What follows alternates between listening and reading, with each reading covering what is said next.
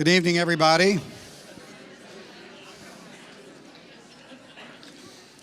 Welcome back from dinner. Thank you for coming back on time. Sometimes that's difficult. There's nice restaurants in town. You don't want to leave. You got margaritas.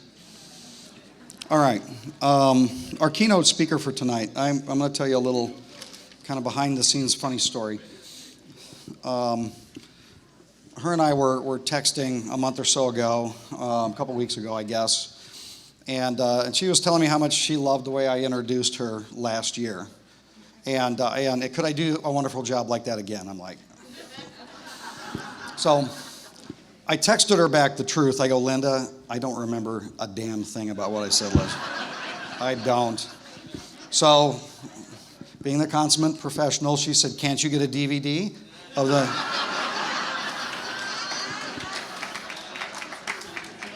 All right, so I did. Nancy was kind enough to bring a DVD from the speech last year, and I put it in and I watched it, and here's what I was going to do to you, okay? What I was going to do is have them play that introduction off the DVD, and then I was going to give you the classic Lou introduction, okay? How many of you have ever seen Lou Farish introduce Linda at this conference? Okay, I guess this is how it would go. Now, this isn't the real introduction, okay? He would get up here with his ball cap on, and he would go, if you don't know Linda, I don't know what to tell you. Here's Linda, and that's it. Now, you don't understand. Her rap sheet would take me a half an hour to read. Okay, seriously, it's just unbelievable. Okay, so I'm going to give you some highlights, all right? So our keynote speaker tonight, graduate of Stanford University with a master's in communication. She has devoted her film career, her documentary, television, radio career to writing and producing productions that are concerned with science, medicine, the environment, okay? She's received local, national, international awards, including 3 regional Emmys, a national Emmy nomination, and a WCVB Boston Station Peabody Award for medical and scientific programming. This is the real McCoy when it comes to the media and the kind of knowledge and education that we get from that. She is as good as it gets in this field, and she has devoted much of her life to learning about this phenomenon and helping to educate us on what she has found out. She produces reports, edits the award-winning Science, Environmental, Earth Science, Earth Mysteries news website earthfiles.com, which was honored with a Web Award for News Standard of Excellence, a W3 Silver Award in the news category, and an award of Standard of Excellence presented by the Internet's Web Award Association and Encyclopedia Britannica Award for Journalistic Excellence. Now, this is the kind of credibility that ufology needs, and Linda brings it in spades. Her name's not really Lisa. I don't know where that came from. Her monthly 3-hour news report about science, environment, and Earth mysteries are broadcast on premier radio networks, Coast to Coast AM, throughout North America. She also produces radio broadcasts for Whitley Strieber's Dreamland Online. She has written 4 books, Mysterious Lights and Crop Circles, and Alien Harvest, Glimpses of Other Realities, Volume 1 and 2. If you don't have these books, try and figure out a way to get them. They are hard to get sometimes. No, they're always available at earthfiles.com. Excellent. Because I just had I had an old Victorian home, and I lost another 100 books or so with a watery basement, and one of them was one of your books. So we'll talk. I'll give you one. All right. She has spoken at more conferences, TV shows, radio shows than you can possibly imagine. I mean, thousands and thousands of times. I do not know anybody who cares more about this planet and the crazy people that live on it than our next speaker, and I mean that. She has devoted her entire life to taking care of this planet, finding out the truth, and telling everybody else that will possibly listen what she knows. For me, whenever I first met Linda, she was one of these people where when you meet somebody, there's this instant connection, you know, and I'd look at her and go, oh, you and I have been friends for thousands of years, haven't we? Yeah. Okay, that's the kind of feeling. So I'm very, very proud to be Linda's friend, and I am very proud now to introduce her to present to you, Linda Moulton Howe.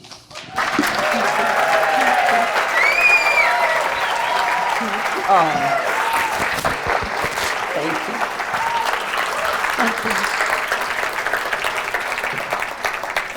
Thank you so much. I feel that I'm in a room with people that I literally have known for almost 30 years coming to Eureka Springs. And tonight, I'm going to be doing something I've not done before in 2 hours, weaving a complexity. And I am looking forward to your feedback about this, because we are in a very, very strangely, I think, difficult, critical time. And I want to thank Nancy Vernon, Julia B., Shonda and Christy Garrison, Race and Robin Hobbs, and all who have produced another year. They told me this is officially the 29th year, counting the non-Lou Farish at the beginning.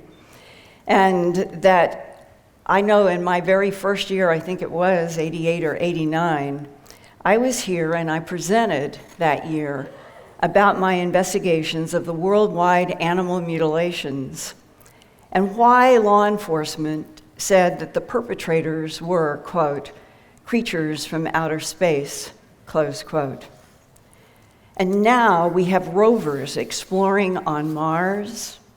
We have spacecraft showing us the first close-up images of Pluto's icy mountains and the bright white magnesium salt deposits in the crater on the dwarf planet Ceres, and news that at the bottom of the 30-mile deep ocean on Saturn's moon Enceladus, there is hot water at nearly 200 degrees Fahrenheit gushing from the sea floor and spouting through the surface ice, apparently heated by radioactive material in the core. That provokes scientists to wonder if there really are swimming creatures in that surprisingly warm moon water. As the future rushes toward us with a persistent mixture of lies and truths, I would like to sharpen the focus on what was happening 69 years ago when the front page of the Roswell Daily Record on July 8, 1947 was headlined, quote, Roswell Army Airfield captures flying saucer on ranch in Roswell region. No details of flying disc are revealed. We now know that during a thunderstorm late at night on July 3-4, 1947, 3 aerial objects merged on radar before 3 crash sites were found. The headline about one came from Colonel William Blanchard, commanding officer of the 509th Bomb Wing at the Roswell Army Airfield. Colonel Blanchard ordered his public information officer, Walter Hott, to issue a press release announcing that one of those flying saucers people had been reporting that summer had crashed northwest of Roswell near Corona. Strange debris had been found by sheep rancher Mac Brazel on July 4th. 3 days later, on July 7th, the head of the Roswell Army Airfield's 509th Bomber Group Intelligence Unit, Lieutenant Colonel Jesse Marcel Sr., went to the Brazel Ranch with Counterintelligence Corps agent Sheridan Cavett to investigate and gather up peculiar silver foil that folded like cloth and long, thin I-beams with purple symbols on them. The next day, on July 8th, after the story broke on the front page of the Roswell Daily Record, the head of the 8th Air Force in Fort Worth, Texas, Brigadier General Roger Ramey, held a press conference with his chief of staff, Colonel Thomas Dubose, to falsely say there was no flying saucer. It was just a weather balloon that exploded in the thunderstorm. And to strengthen his phony story, General Ramey had pieces of shredded weather balloons spread on the floor to be photographed so newspapers would run with his concocted story, specifically to keep the public and the media from knowing about the alien presence. Even Lieutenant Colonel Jesse Marcel Sr. was asked to fly from Roswell to Fort Worth to pose for photos amid weather balloon debris. But Colonel Marcel knew that what he had gathered the day before from the Brazel Ranch was not a weather balloon.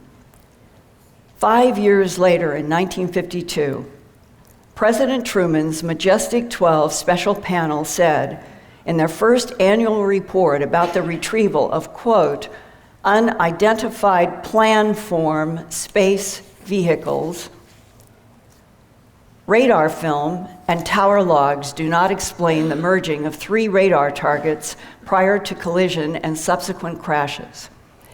There were 5 recovered bodies, and recovered is misspelled in the original report, 2 of which were found in a severely damaged escape cylinder, and the remaining 3 bodies were found some distance away from the cylinder. All 5 appeared to have suffered from sudden decompression and heat suffocation, and that's also misspelled in the original. So there were 3 radar targets and 3 crash sites. Landing zone 1 was near Corona, about 75 miles north of Roswell. An interplanetary phenomenon unit summary on July 22nd, 1947, in paragraph 12 states, quote, the most disturbing aspect of this investigation was there were other bodies found not far from LZ-1, Landing Zone 1, that looked as if they had been dissected as you would a frog, close quote.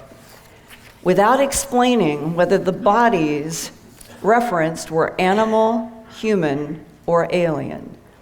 Animal parts were reportedly discovered inside the craft at Landing Zone 2. Landing Zone 2, here's Oscura Peak. Here's the Trinity site where the atomic bomb was tested in the middle of July 1945, 2 years before. This is Landing Zone 2 was between them. Here's Socorro up here. And part of this whole issue of Landing Zone 2 being where animal parts were reportedly found inside a well-preserved capsule. Here's the thinking. A bigger craft crashes here. An escape pod that seemed to be described in more than one case of extraterrestrial craft over the decades may have projected here. So this may be that where they found the animal parts reportedly inside a well-preserved capsule along with bodies of aliens, it may have been projected from here to there. And Landing Zone 3 was yet another craft. This one, I talked with somebody who had talked with some people back in the 40s, and they said that this appeared to have gone straight in and it was kind of crumpled, whereas this, the original craft, and this seemed to be very well preserved. Now, the reference to plan form in the Majestic 12 Project's first annual report in 1952 meant a delta or crescent shape like the heel of a shoe, which is the shape in this photograph taken over Phoenix, Arizona on July 7th, 1947, the same week as the Roswell crashes. A lot of people didn't realize that this was happening at the same time. The box camera photo was by William A. Rhodes, who had been a flight instructor during World War II at Falcons Field in Phoenix. 2 days later, on Wednesday, July 9th, 1947, the Arizona Republic in Phoenix put the Rhodes photograph of the crescent-shaped aerial planform on its front page upside down. This same planform shape has been described and sketched by other retired military eyewitnesses for me. That's very, very similar to when this is uprighted, that you see that the crescent-shaped planform, like this. General Ramey's goal was to carry out orders for a strict policy of denial and secrecy for the deeply concerned President Harry Truman. Allegedly, Truman and FDR had already dealt with a UFO and 3 identical dead aliens 6 full years before. In a new book, Mo 41, The Bombshell Before Roswell, author Paul Blake Smith writes that on the night of April 12, 1941, a crescent-shaped UFO crashed near Cape Girardeau, Missouri. Cape Girardeau is about 115 miles from St. Louis, southeast. Right in here is a little town called Chaffee, and this was, the actual crash site was about 8 miles south of Cape Girardeau, near Chaffee. And the area in here, this was in 1941, it was just nothing but farmland, cows, and horses. And the Missouri Institute for Aeronautics was based here in Sikeston. And they were associated with an Army unit that allegedly retrieved this crescent-shaped craft and the 3 identical small bodies that were described by people who were there firsthand, not from this world. And the fact that, as Paul Blake Smith said, that people said that the 3 bodies that were seen by a reverend were identical as if they had been made by a cookie cutter. Today, we would call them clones.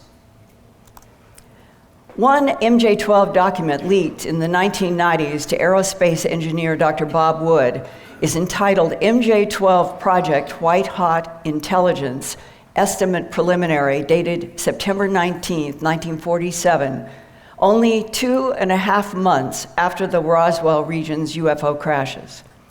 Classified Magic Eyes Only, Part 3, Scientific Probability states, quote, based on all available evidence collected from recovered exhibits, the plan-form UFOs, currently under study by, and it lists 11 government and military agencies and MIT, those craft are deemed extraterrestrial in nature.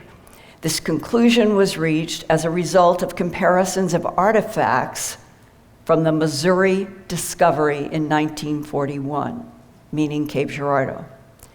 So they were referencing Cape Girardeau in the documents after the 1947 Roswell crashes, which means that the FDR, Truman, at the end of FDR's administration and the beginning of the Truman, they were talking with each other as 33rd degree Masons about extraterrestrials, creatures from another world, and craft retrievals, and as good 33rd degree Masons, they were not going to let that information out to the public, and that is, I think, where the strong policy of denial began, even before we were actively in World War II. Based on the available evidence, Part 2, Technical Evaluation, paragraph 18 states, quote, the following elements were analyzed and found to exist in the small neutronic power plant that was found inside of U-Lot 1. Now, U-Lot 1 is another acronym for UFO plan form, and this one stands for Unidentified Lenticular-Shaped Aerodyne. You will find these references to U-Lot 1, aerodyne, and lenticular in several of the legitimate documents that go back to the 40s. Even the recovery case of 1941, meaning Cape Girardeau, Missouri, did not create a unified intelligence effort to exploit possible technological gains, with the exception of the Manhattan Project. And the reference to the Manhattan Project means physicist Robert Oppenheimer had the Cape Girardeau neutronic power plant to study during his development of the atomic bomb, first dropped on Japan in August 1945, ending World War II. That also implies that Presidents Roosevelt and Truman already knew about this alien presence during World War II before the July 1947 Roswell crashes, and that they had made this decision to keep everything secret about UFOs and ETs that they had retrieved, by then both dead and alive. Much of the content in those early reports was drawn from what Lieutenant General Nathan Twining discovered on his secret mission for President Truman soon after the New Mexico crashes. That is when General Twining viewed the 5 alien bodies and craft found at Landing Zone 2 near Oscura Peak and the Trinity site. In 1947, General Twining was commander of the Air Materiel Command, and 10 years later, President Eisenhower would appoint him chairman of the Joint Chiefs of Staff. By July 16, 1947, only 1 week after the Roswell Daily headline, General Twining sent President Truman a 2-page report about what he himself saw at the Landing Zone 2 crash site near Oscura Peak on the White Sands Proving Ground. Quote, "Upon examination of the interior of the craft, a compartment exhibiting a possible atomic engine was discovered. In the power room was a donut-shaped tube, approximately 35 feet in diameter, made of what appears to be a plastic material that is surrounding a central core. This tube was translucent, approximately 1 inch thick," another misspelling. "The tube appeared to be filled with a clear substance, possibly a heavy water. This activation of electrical potential is believed to be the primary power to the reactor, though it is only a theory at present. Just how a heavy water reactor functions in this environment is unknown. On the deck of the power room, there are what resembles typewriter keys, possibly reactor power plant controls. There were no conventional electronics nor wiring to be seen connecting these controls to the propulsion turret." And I have been told that those keys, by somebody who saw this report and had firsthand knowledge, said there were strange hieroglyphic type symbols on all of these keys. The 1952 MJ-12 First Annual Report said, quote, "The technology may be eons ahead of us," meaning thousands of years beyond us on Earth. This is 2 weeks after the retrieval in July of 1947. Another military insider from World War II and the Eisenhower and Kennedy presidencies did a 1997 book, the day after Roswell, about what he knew firsthand of UFO extraterrestrial technologies and ETs while working in the Pentagon. Lieutenant Colonel Philip J. Corso worked as chief of the Pentagon's Foreign Technology Desk for General Arthur Trudeau, who was handpicked by President Dwight Eisenhower in 1958 to be the first director of Army Research and Development in the Pentagon. And as Corso told me before he died, that he personally had talked with General Trudeau about the friendship with then General Eisenhower during the war, who became president, and that General Eisenhower and Trudeau had formed a friendship, and that the president, Eisenhower, trusted General Trudeau as Army, and was especially respectful because he was the only PhD in engineering that was serving in the Army at the time, and that is why Eisenhower picked him. General Trudeau, on the right, who then handpicks Colonel Corso because they had been together in one of the war missions in Italy. And so Trudeau trusted Corso. And Colonel Corso told me that he met with General Trudeau in the Pentagon office, where the general went over to a file drawer. There were actually 2 file drawers, and handed over what the general told Colonel Corso were extraterrestrial artifacts retrieved from crashed or landed UFOs. The general asked Colonel Corso, they're in the Pentagon with their hands on these artifacts in these drawers, to secretly hand-deliver these ET artifacts to selected contacts in a few American corporations. General Trudeau and President Eisenhower wanted the ET technologies back engineered and patented as a top secret national security priority. No one in Congress, no one in the Supreme Court, and no one in the tax-paying American public was to know anything ever. General Trudeau and Colonel Corso were the beginning of the United States' serious efforts to develop a secret space program that would use retrieved, back-engineered extraterrestrial technology for advancement. Meanwhile, NASA, under CIA control, would be the public camouflage for what was behind the scenes, a dark and growing underbelly of America, spending trillions of secret dollars, but unknown and untouchable. In June 1997, Time magazine did a cover story on the 50th anniversary of the Roswell crashes. I was there to speak for that 50th commemoration.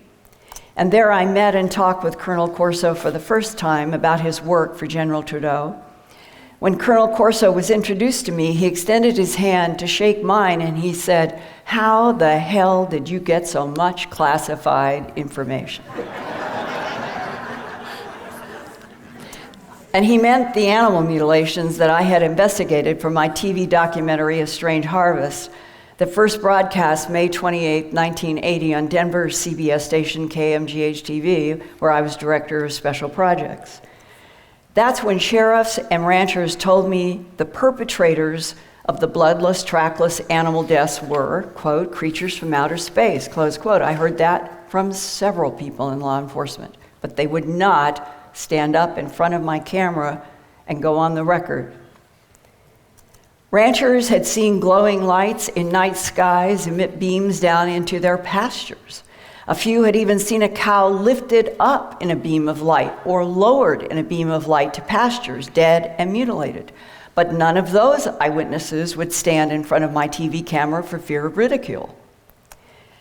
Before he died, Colonel Corso talked to me in private about the highly classified documents that he had read in Washington, D.C., dated as early as 1951, about animals found in several parts of the world with bloodless excisions and no tracks around them. Colonel Corso said the classified reports that he read specified that the perpetrators of animal mutilations were, quote, extraterrestrial biological entities, close quote. But why? This illustration is by a Missouri horse rancher in 1975 who saw this glowing being at his gate during a time when he found several newborn foals and young horses bloodlessly mutilated in his pasture. Eventually, our government would realize that many of the UFO pilots and other non-human entities were cloned androids or human ET hybrids produced from genetic harvests of Earth life, including animal mutilations and human sperm and egg extractions. Our government, according to Colonel Corso, learned that in spite of the mutilations and abductions, some ETs are friendly and want humanity to advance faster, to be more protected from unfriendly ETs. So there was urgency in General Trudeau's goal to get alien technologies back engineered and patented as fast as possible to keep them from Germany and Russia, and to support a secret space program that might have to do battle in real Star Wars. About secret ET technology transfer to American corporations for back engineering and patents, Colonel Corso wrote, quote, General Trudeau also had relationships with the Army contractors who were developing new weapon systems for the military within one part of the company, while another part was harvesting some of the same ET technology for consumer product development. These were companies such as Bell Labs, IBM, Monsanto, Dow, RCA that became General Electric, and the aviation and medical companies of Howard Hughes, close quote. Probably trillions of dollars made on subjects that have been denied, our knowledge, but our tax dollars have helped pay for the black underbelly. At that July 1997 50th anniversary conference, Dr. Jesse Marcel Jr. handed me this replica of the thin I-beam he remembered holding in the first week of July 1947. That's when his father, Jesse Marcel Sr., the head of intelligence at the Roswell Army Airfield, woke up Jesse and his mother to show them pieces of the strange silver foil and I-beams that Jesse Marcel Sr. had picked up at one of the 3 UFO crash sites that first week in July 1947, and that was the one between Roswell and Corona. Jesse Marcel Sr. said the metallic foil was like cloth that could be folded or crumpled up, but would always open back up and return to its original flat, unwrinkled shape. It was the Marcel description of something that looked like metal, but folded like a cloth that I've always remembered. Jesse Jr. told me his father said that night with his mom, quote, "This debris is not of this earth," close quote. Young Jesse Marcel was most curious about what he described as metallic pinkish purple hieroglyphs or symbols that ran along the entire length of a tan-colored I-beam only 3/8 of an inch wide. The I-beam was so lightweight that Jesse Jr. told me when we were at the citizens' hearing in 2013, we were talking about this again, and he said that he remembered holding the I-beam and it was so light he could see it was on his hand, but he couldn't feel it on his hand. He said it was like just putting my hand in air.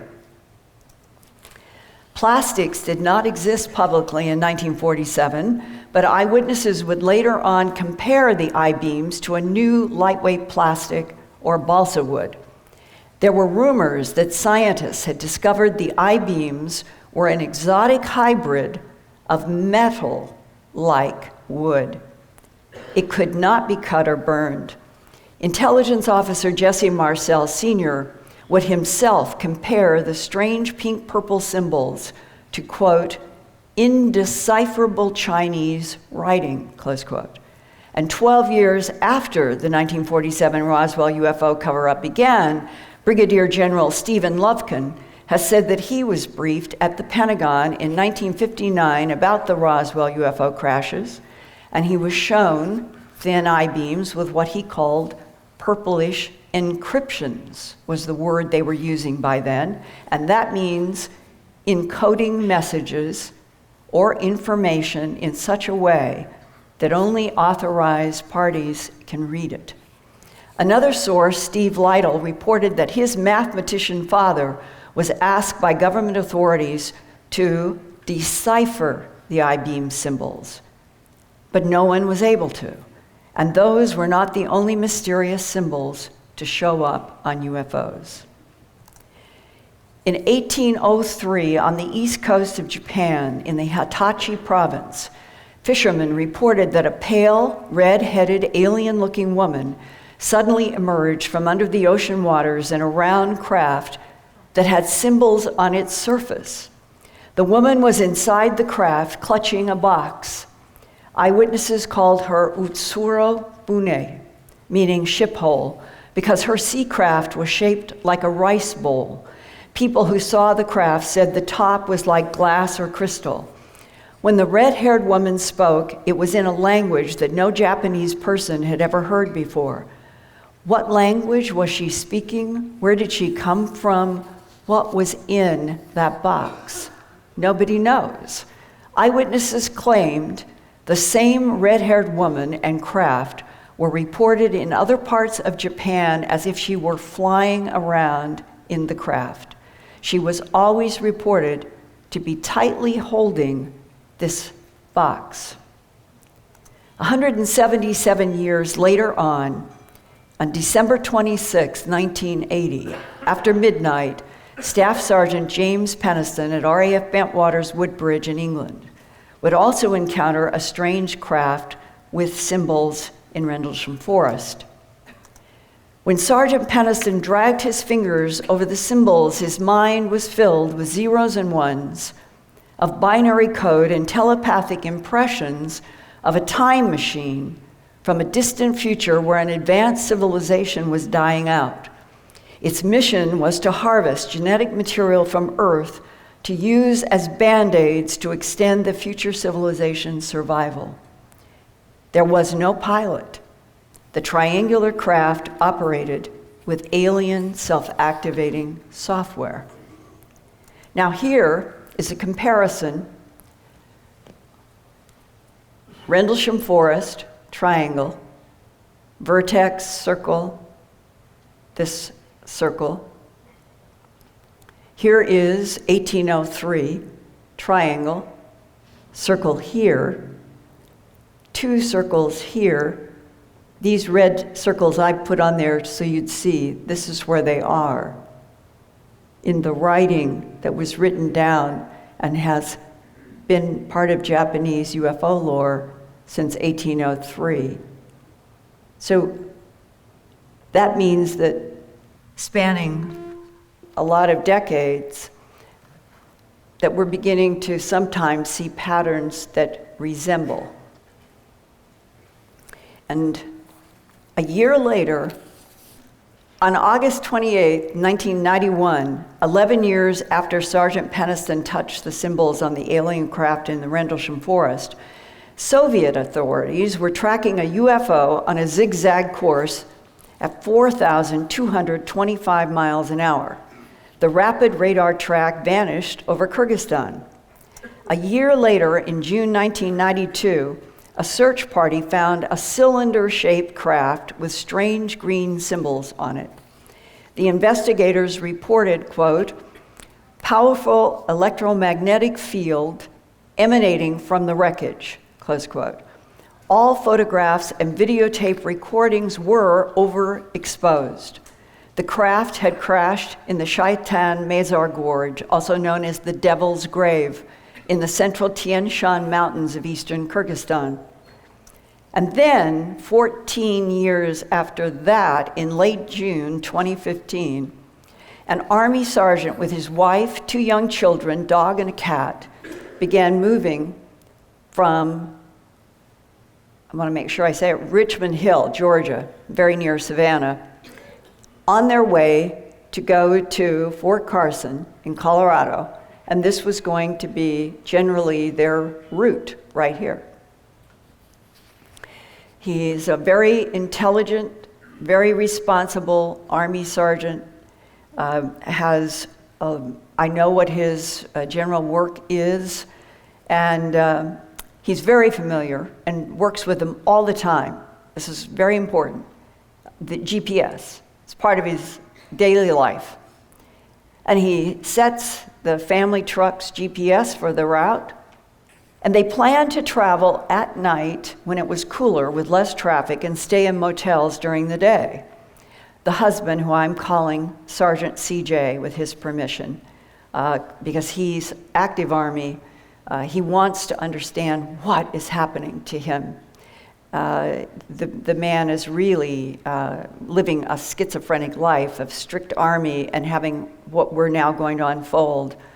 So I am honoring everything about him, but I've seen his DD-214, I have seen a lot of documents on this man, and I've talked with his wife. Well, they start off, this is where they want to go.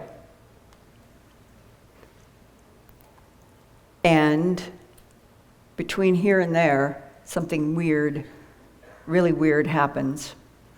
He and his wife are both shocked when this comes down out of the sky in front of their truck. And he estimated that he is looking at something that is 820 feet long, that's nearly 3 football fields, and nearly 200 feet high vertically. It has, he said there were bright white sparks that were projected out beyond the craft, front and back. He couldn't understand. He said, when I sketched it, it's wrong. He said, I sketched it like it's coming. He said that the sparks were not connected to this strange, gigantic disc. And he he couldn't understand what he was looking at. And then he and his wife both noticed that there are these 5 symbols right here below the midline. He told me, he said, in the Army, I'm a trained observer. I've been a trained observer for 15 years. I'm able to identify high velocity rounds as well as mortars, rockets, artillery, aircraft, all types of aircraft. I'm trained to do that for whatever comes down in front of us on military missions. This huge craft was way beyond anything I'd ever been trained for. Sergeant CJ's wife remembered the UFO surface glistened, and she was comparing it for me. She said, you know, when you get a rainbow sheen, like on an oil slick, she said the whole surface to her looked like these rainbow colors, sort of dim and surface reflections when it tilted and moved toward them. And she also thought that there were round lights around the perimeter. The encounter was from 1:25 to 1:29 a.m. Eastern, precisely from Sergeant CJ's point of view, on the early morning of June 29th, 2015, because he looked at his digital watch. He said, I'm so used to looking at my watch all the time in my work. He said, I looked at my digital watch when we saw the craft, and then he said it had been there for a few minutes, and then he said it didn't move. I swear it did not move. It blinked out in front of them like they shut off a light. And for those of you who are very familiar with the field, you know that is a very common description by people who have seen part of this unidentified aerial phenomena, that instead of it moving, it just clicks out. Then the couple feel extremely confused and disoriented.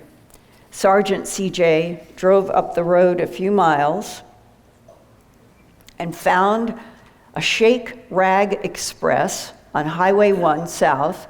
And when he tried to get out of the truck, he said his legs felt like wet noodles, as if he could not stand up, and he didn't know what was wrong. But the greater shock was when he bought some food. The Shake Rag Express receipt showed here that they were in Wadley, Georgia. And this is way off of their GPS. Here's where they started. Here's Wadley. The GPS was supposed to do this. And I've talked with them, they both said, how could we have been in the car and it veers north and neither one of us knew that? And it really bothers him. He is so bothered by this. It's a profound angst inside of this man. He's in the Army. He is supposed to be responsible, and he's supposed to be able to control his environment, and something like this happens. This man is really, really troubled. And the couple had no idea about how this diversion occurred. This trip should have taken 4.5 hours, and they should have been in Atlanta late at that night. But what happens next in this amazing saga implies that this diversion that they were not conscious about on Route 1 North to the rural countryside of Wadley, Georgia, was under the control of an alien intelligence in order to transmit binary information into Sergeant CJ's mind. Now first, let's compare the June 29th Wadley craft symbols with the December 26, 1980 Peniston. The far left symbol seems to be at least very similar to this one. Here again, like in Utsuro Bune, is the circle, the triangle, and this one has 3 circles. Peniston is the circle around the triangle with 2, and we saw how that compared with Utsuro Bune. Sergeant CJ and his wife continued driving northwest to Atlanta, and again they went on a completely different road, and they finally went a little north of Atlanta, feeling that they had to make up time for this huge loss they did not understand. And they checked into the Magnuson Hotel of Kennesaw, a little north of Atlanta, at 7:36 a.m. on June 29th. So this had happened around 1:25 to 29 a.m. Now they're checking in here at 7:36 a.m. on June 29th, 2015. And they slept all that day, and then they got back on the road, headed for Kentucky.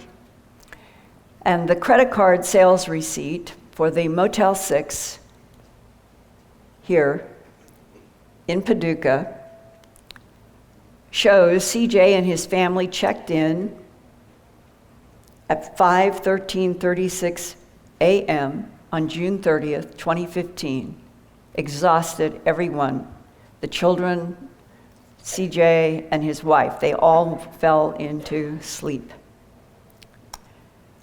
But Sergeant CJ found himself waking up in their Motel 6 bathroom, holding a ballpoint pen in one hand and this letter-sized back of the motel receipt in the other, staring at the back of this receipt covered with squares and lines that trailed off to a WTF.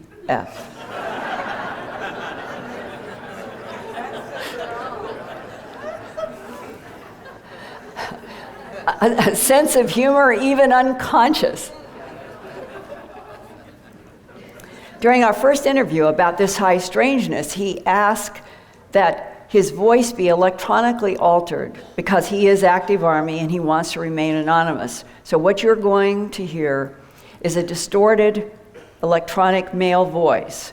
Sergeant CJ talks about a vivid dream that he had before becoming conscious in the bathroom.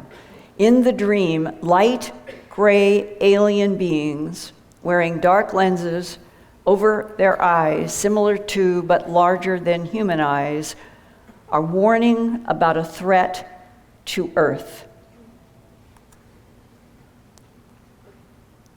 Have you seen the symbols in sleep or in your mind's eye? Usually in my sleep, and that first time that it happened was in that hotel. I do not remember getting out of bed and walking into the bathroom with a pen in my hotel sheet and doing that. I literally woke up standing there after I had finished. Have the symbols been repeated in addition to the squares and the vertical lines?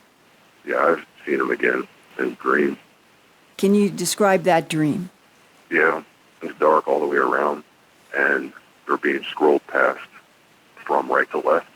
They're slightly illuminated in like a light blue color. Are you getting any impression of what they are saying in your dream? Something Council of 5, I believe. Council of 5, and what are they saying? It's more of a warning and preparation for something, an alert of what may come, or what could come, or what is soon to come, or something to that effect. And they're doing what they can to try to help us. They're almost to the point where they're outnumbered, and we're going to need to assist and get to where we need to be sooner in order to be able to stand a chance.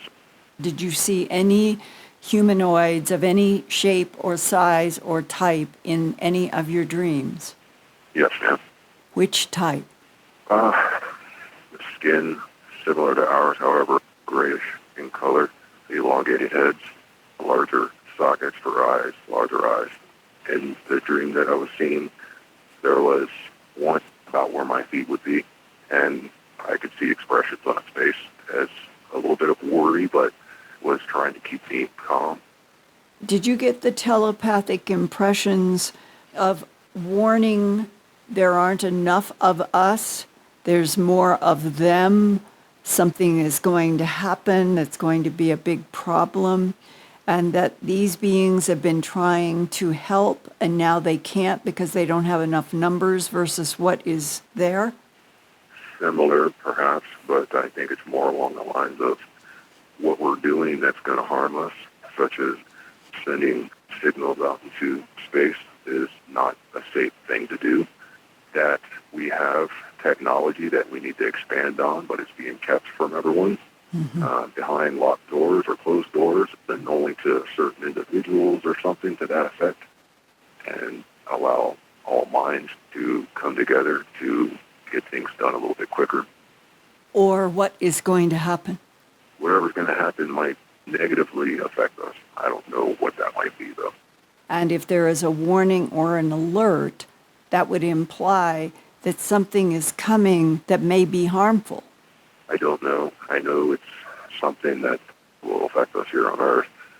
I know that at our current advancement in technology and how we're progressing is happening too slow.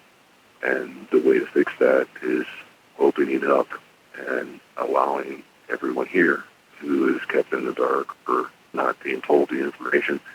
We need to allow outside minds in order to solve the issues that we're having, to increase our advancement in technology and speed up our process for advancement. If that doesn't happen, what bad could happen? I really don't have an answer to that. About the Council of Five, Sergeant CJ told me he had never heard about this outside this dream. But when you Google ET or Alien Council of Five, this is one of the websites that comes up, and you see that it is associated on this list of alleged alien races that include the Emerther. And the website Alien Axioms describes the Emerther as one of the founder races of the Council of Five. There's no source. It doesn't give any source for this information. I'm just sharing what you find when you just do a search on this. One of the founder races of the Council of Five, ancient and more advanced on many levels than most cosmic intelligences. Allegedly, it was the Emerther that wanted to meet with or did meet American President Dwight Eisenhower, perhaps over stopping atomic bomb testing. The website states, without giving information sources, quote, "Very little is known about the 5 alien races that make up the Council of Five. These 5 races have been protecting Earth and humans for a long time and last met together on this planet in 1944, close quote. I asked Sergeant CJ why he thought advanced intelligences would be communicating with Earth humans in binary code. And he replied, quote, "Well, maybe it's like the yin and yang symbol of black and white. So zeros and ones can be used all over the universe to communicate. On Earth, this is what standard ASCII 8-bit binary code looks like. It starts with the number 0, which is the equivalent of 0011, 0000, or black, black, white, white, black, black, black, black, black. Capital letters, as it breaks down, capital letters have their own section.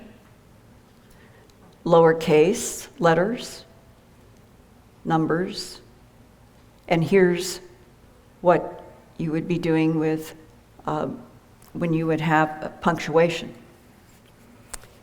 Now, Australian geneticist Horace Drew, PhD, volunteered to translate Sergeant CJ's squares and ones. And here is the first page so that you can see how this goes. These are the letters that you get from these sequences of binary code. And so in the beginning, he gets CONTINUOUS, we know that's continuous, and then PROTE. Then he has to do more calculation. CTION of HUMNAIN, and down we go There's another page, just so you'll get the idea of how this is done. And here, Linda, the 2 attached files provide a final accurate translation of the new Georgia binary code. Continuous protection of humanity, a latitude, longitude, 49 degrees, 27 minutes north, 11 degrees, 5 minutes. Did I say that right? 49 degrees, 27 minutes north, 11 degrees, 5 minutes east. Expose hidden knowledge to, and all is all caps, and there is this accent mark. It's there, it's in the binary, we don't know why. Citizens, advancement imperative for planetary survival. Beware of Orion 1350.3 and Z, we don't spell it this way, RUTICULI 39.1 70. He wrote the 2 coded numbers 13503 and 39.1 tell us the distance in light years from Earth to the Orion Nebula, which this is true, 1,350 light years from Earth to the Orion Nebula. Or to the binary star system of Zeta Reticuli, it should be basically 2 eyes, he misspelled that, 39.17 light years, and he says, source of grays, question mark, thinking of Betty and Barney Hill and all the references to grays associated with Zeta Reticuli 1 and 2. Avoid signal messages sent, and he says, avoid capture of signal by these grays or those grays at Zeta Reticuli 1 and 2. Now, what's interesting about this line is that the same warning came in 2015 from Elon Musk, Tesla and space, Bill Gates, Microsoft and the Foundation, and physicist Stephen Hawking. All 3 of those minds in 2015, within about 3 or 4 months of each other, warned about both SETI, the goal of sending out signals into interstellar space, and Earth relying too much on artificial intelligence. Let's go back to the first line that says continuous protection of humanity, 49 degrees, 27 minutes north, 11 degrees, 5 minutes east.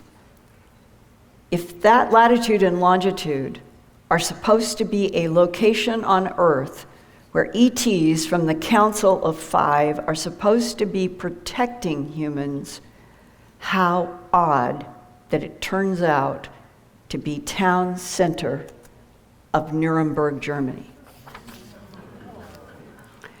Nuremberg was a significant city for the Nazis in World War II and the location of the international war crime trials after the war ended.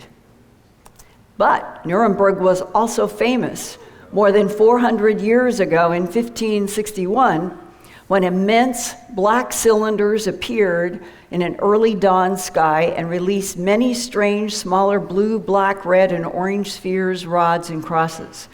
Many people watched the aerial machines clash in battle. They reported they were fighting each other above a great black spear. What is this?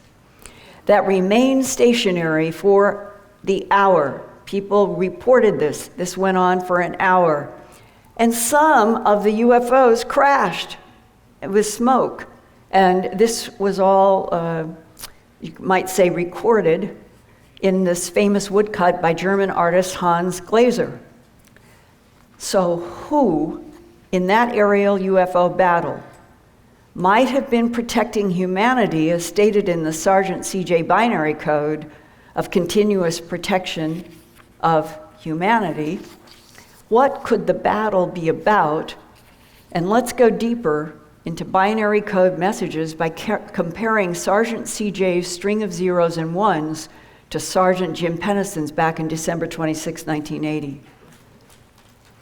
That was the night that Sergeant Peniston with Airman First Class John Burroughs and Airman Ed Kavansak were ordered into Rendlesham Forest to investigate strange colored lights moving around in the tall forest on civilian land that ran along RAF Bentwaters Woodbridge, and that was then NATO's largest air base.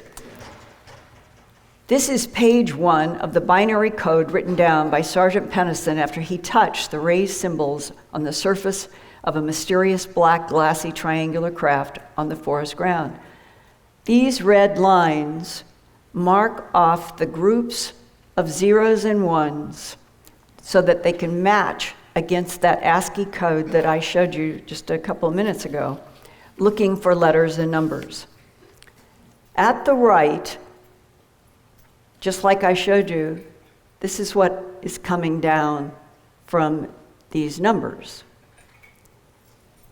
And we'll just keep going through here. So do you see page 2, page 3, page 4, page 5 is where he stops writing, end of transmission. Now we're looking at Peniston personally approved in an official release of all the binary code. We just saw the pages that were here, up here. And some of this is different, changed over time. And then after this had been released and translated, these latitude and longitudes came from more binary code.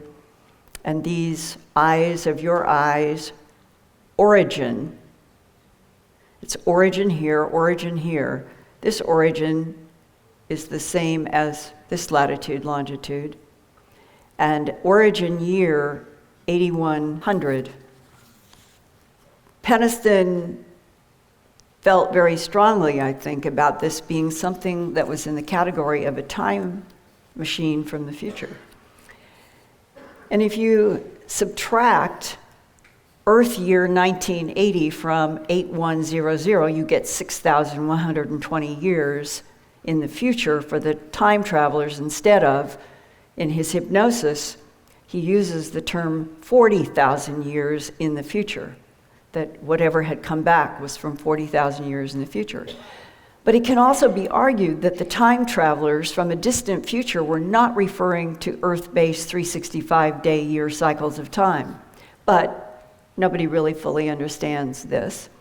And it is also very important to understand the Peniston did not have any decimal placements, no designators for the decimals in those long strings of zeros and ones I showed you on those pages.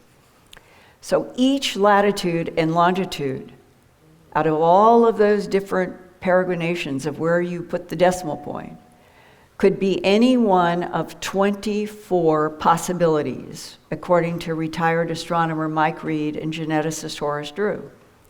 For example, in this second line, I think my laser pen has just finally bit the dust. I've had this for probably 10 years.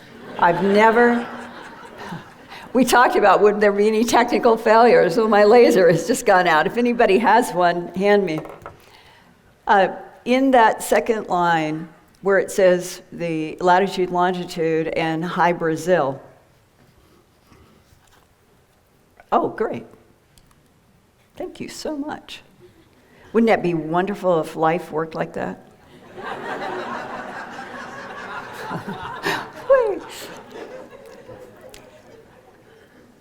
This number and this number. When a decimal was tried in a different position by Dr. Drew and by Dr. Reed, they didn't come up with high Brazil. The scientists felt strongly that the option that they came up with, which was precisely in the center of the roof of the town center of Woodbridge, England, which is not far from the forest. And so they said they felt strongly that this should be Woodbridge and not High Brazil.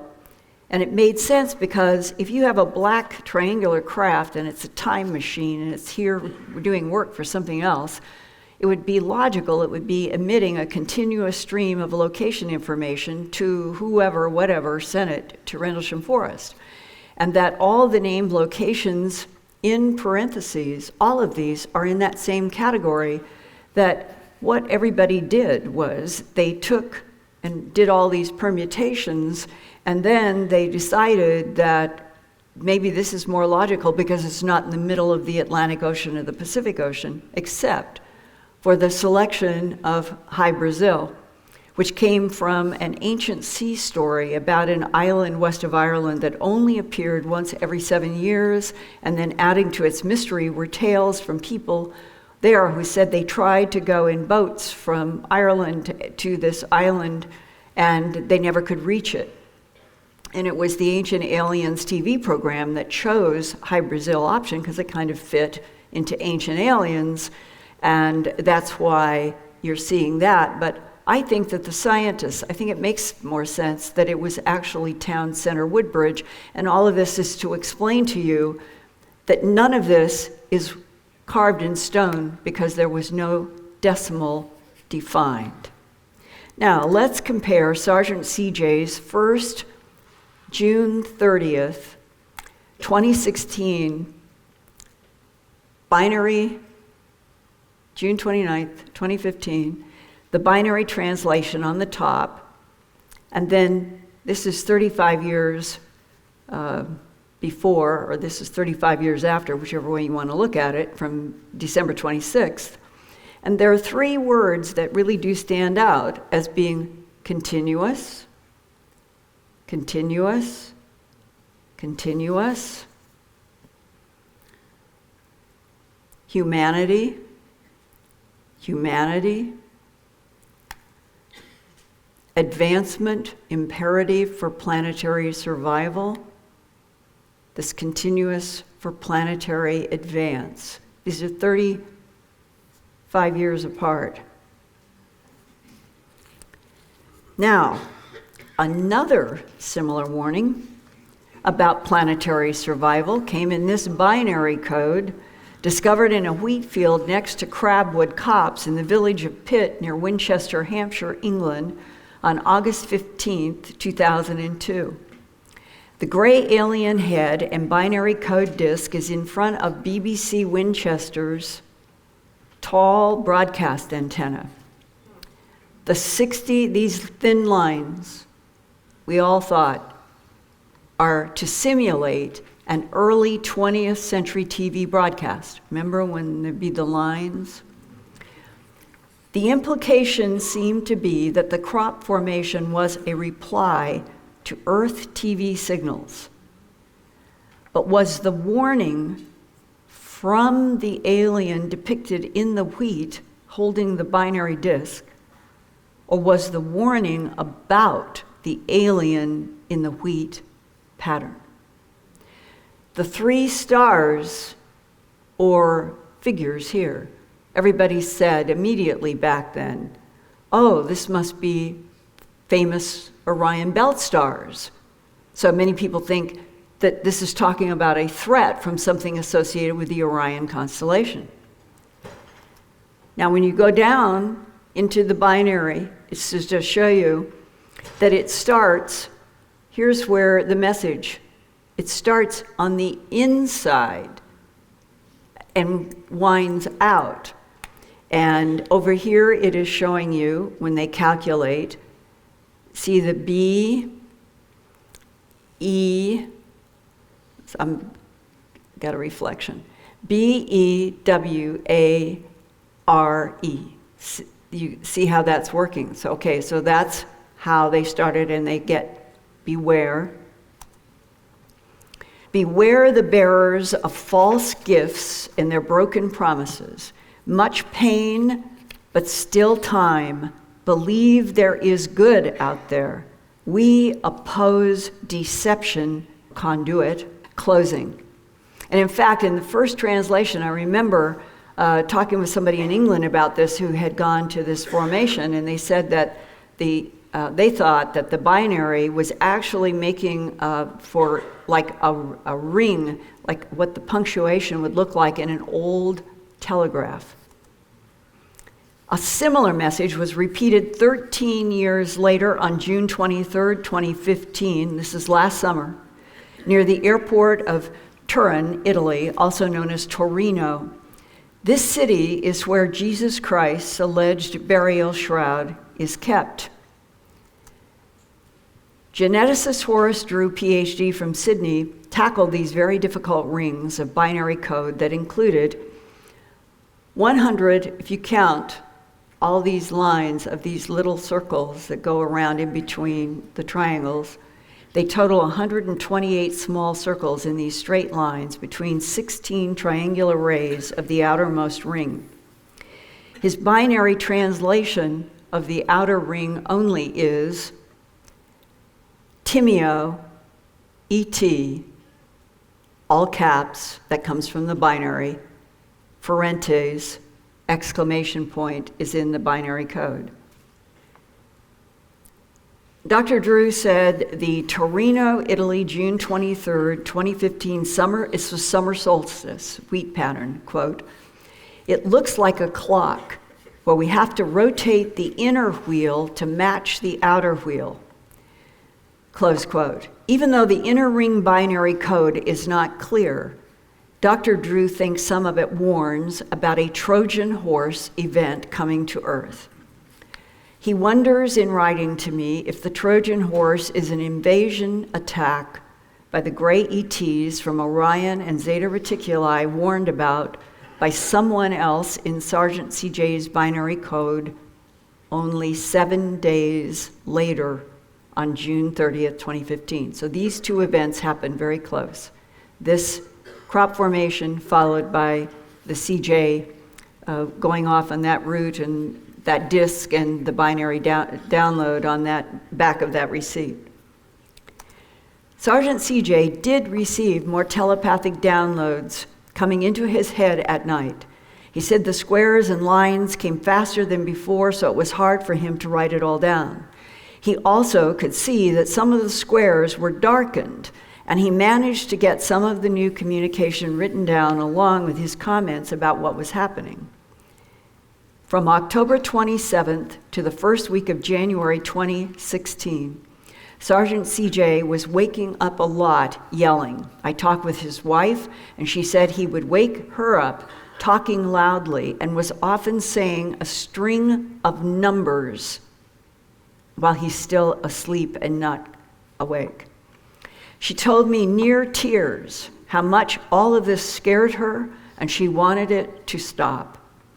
Sergeant CJ said he was trying to concentrate on the dark shadings in the squares that he had not been able to copy before because the images moved too fast in his mind, going from right to left, that bluish color, but he knew there were shadings. And then he finally thought he was getting some of the shading in these new pages. Dr. Drew researched binary codes and found this one at thinkersmith.org. None of us knew this existed.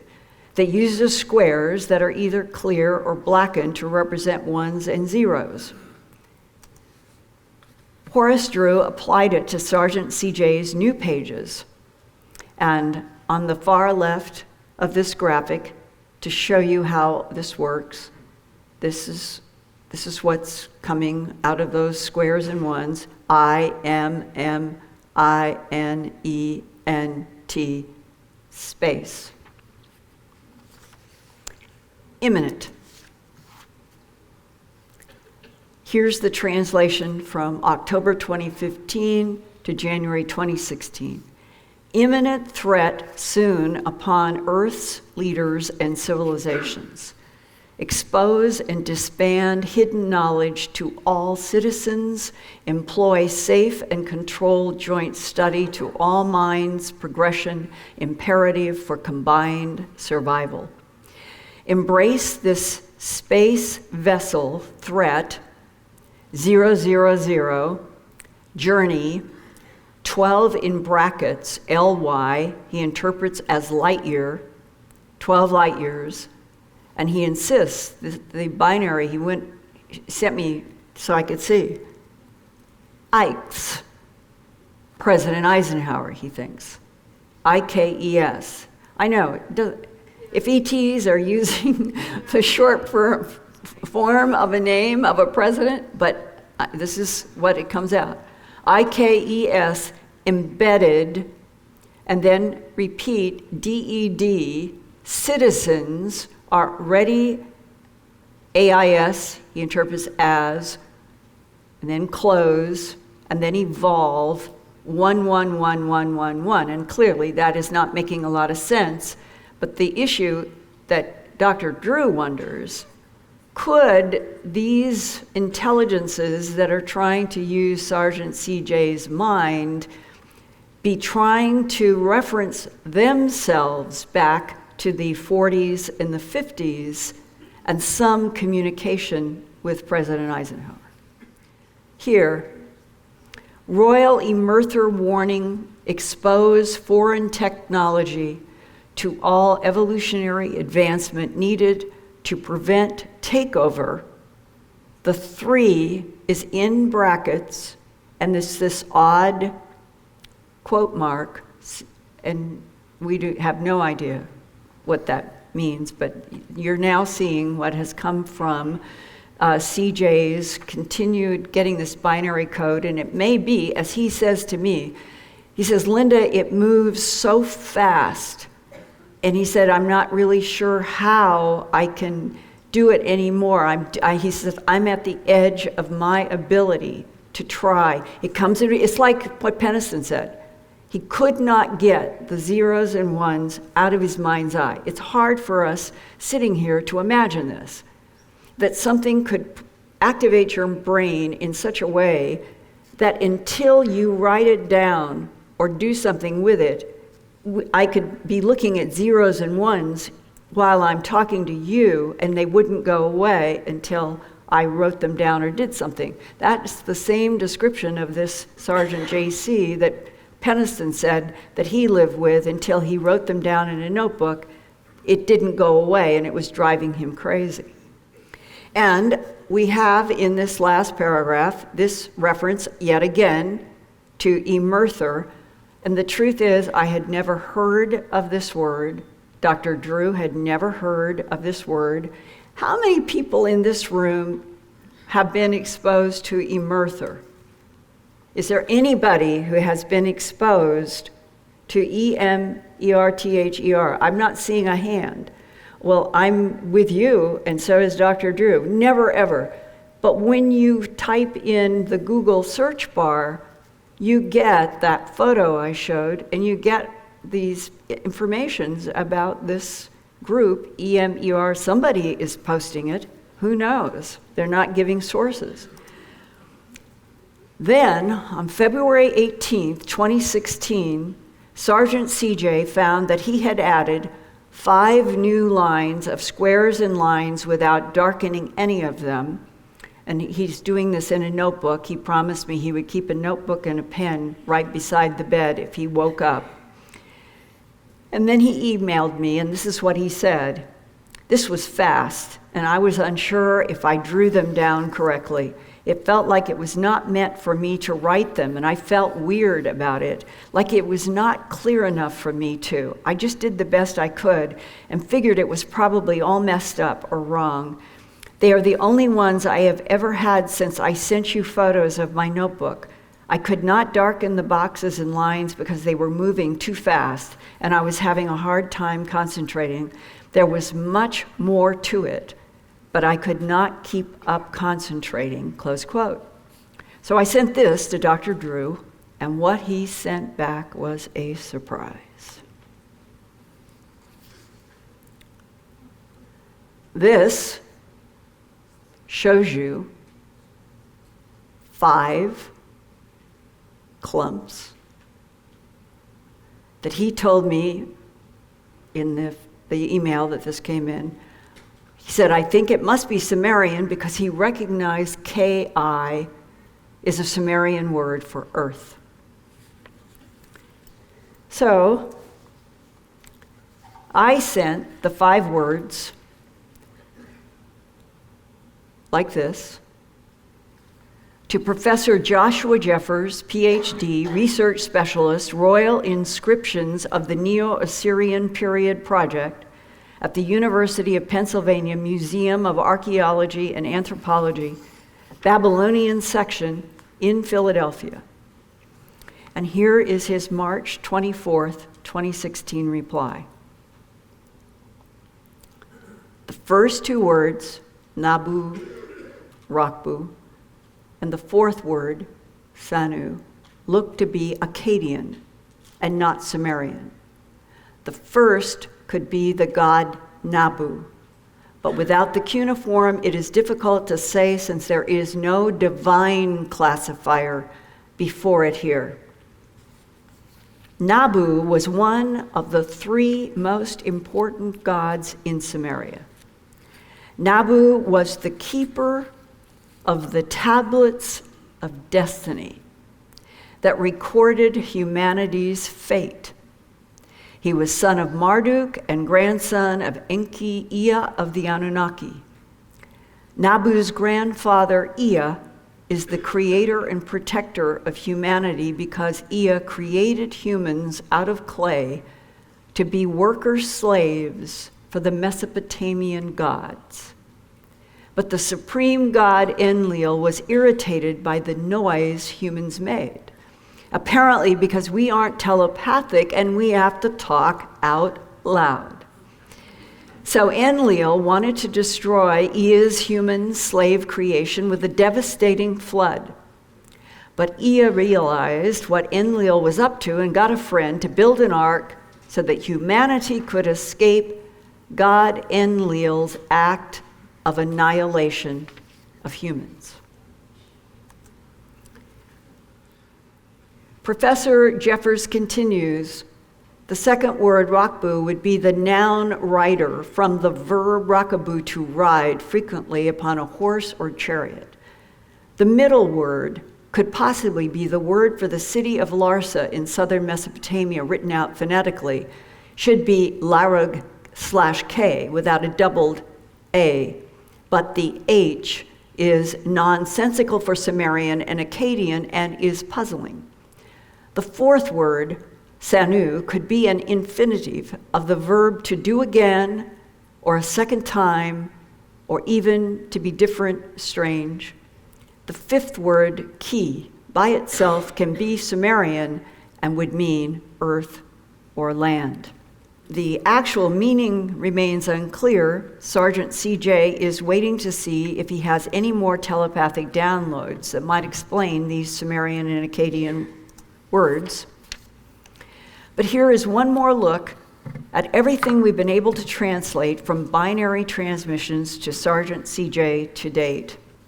And you can see a progression, but all of it has to do with protection of humanity, that strange Nuremberg reference, which may be signaling that the senders of the binary are the ones that were in the craft fighting in Nuremberg nearly 400 years ago.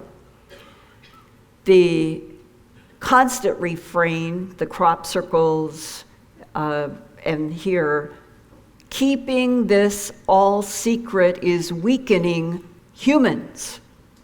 That with all of us, if we had knowledge, then whatever is the threat might not be able to get a leverage point for humans who had knowledge of everything that was going on. Expose and disband hidden knowledge.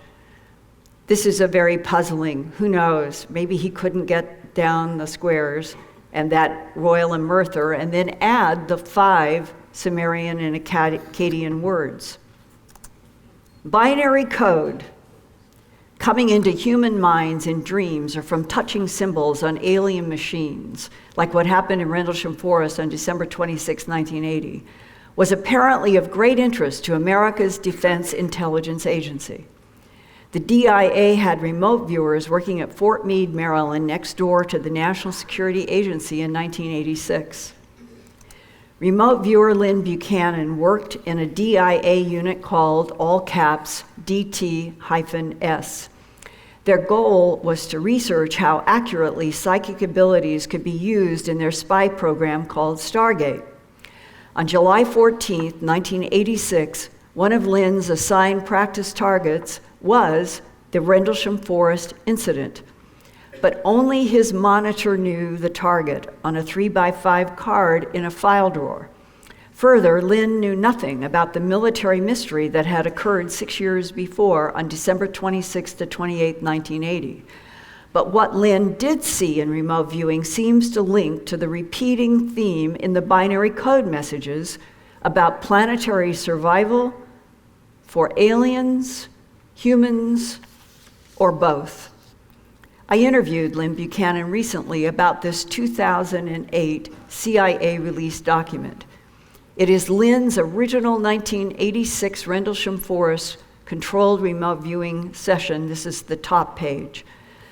None of us, including Lynn, knew it had been unclassified and posted on the CIA website until John Burroughs was told to go to a specific URL on the web. It was the CIA website, and there was the 1986 transcript of Lynn Buchanan's remote viewing session. Why was it put there, Lynn wondered, without anyone telling him? The following audio segment from my interview with Lynn about the 1986 session begins as he was seeing inside of a craft in remote viewing that was landed in Rendlesham Forest, and he's trying to find a pilot and propulsion unit. I got that the driver of this vehicle is not in the vehicle. He's somewhere else. Like this object that you are remote viewing in Rendlesham Forest could be a drone that is not manned, but that the intelligence associated with this is somewhere else. Yeah, and that's when I got AOL break. Oh, I'm viewing ETs. So move me back to the place with the yellow light. That's when I got an incubator. I definitely realized that this young person, whatever, was in the place of the yellow light and that it was an incubator. Putting my analyst hat on, I would tend to say from this one session that this craft was looking for an ideal place, and once it found it, that incubator would open up and provide a living space for whatever was in it. And you mean that the incubator in the black glassy craft, which is the outside version we have from the Pennison drawing, it would then deposit the extraterrestrial life forms in the incubator in a site on this planet to grow into whatever those extraterrestrials are. That would be the analysis of that one session, yes. Now, you did other remote views on RAF Bentwaters later on. I was tasked with finding the power source. In fact, I still didn't know really what the Bentwater thing was. I got the propulsion system was a very small, enclosed thing that didn't really hook up to the craft, but was in some way providing a field of energy around the craft. And it was in an enclosed container type thing. When I was told to mentally move into the container to find out what was going on, I was not able to do that.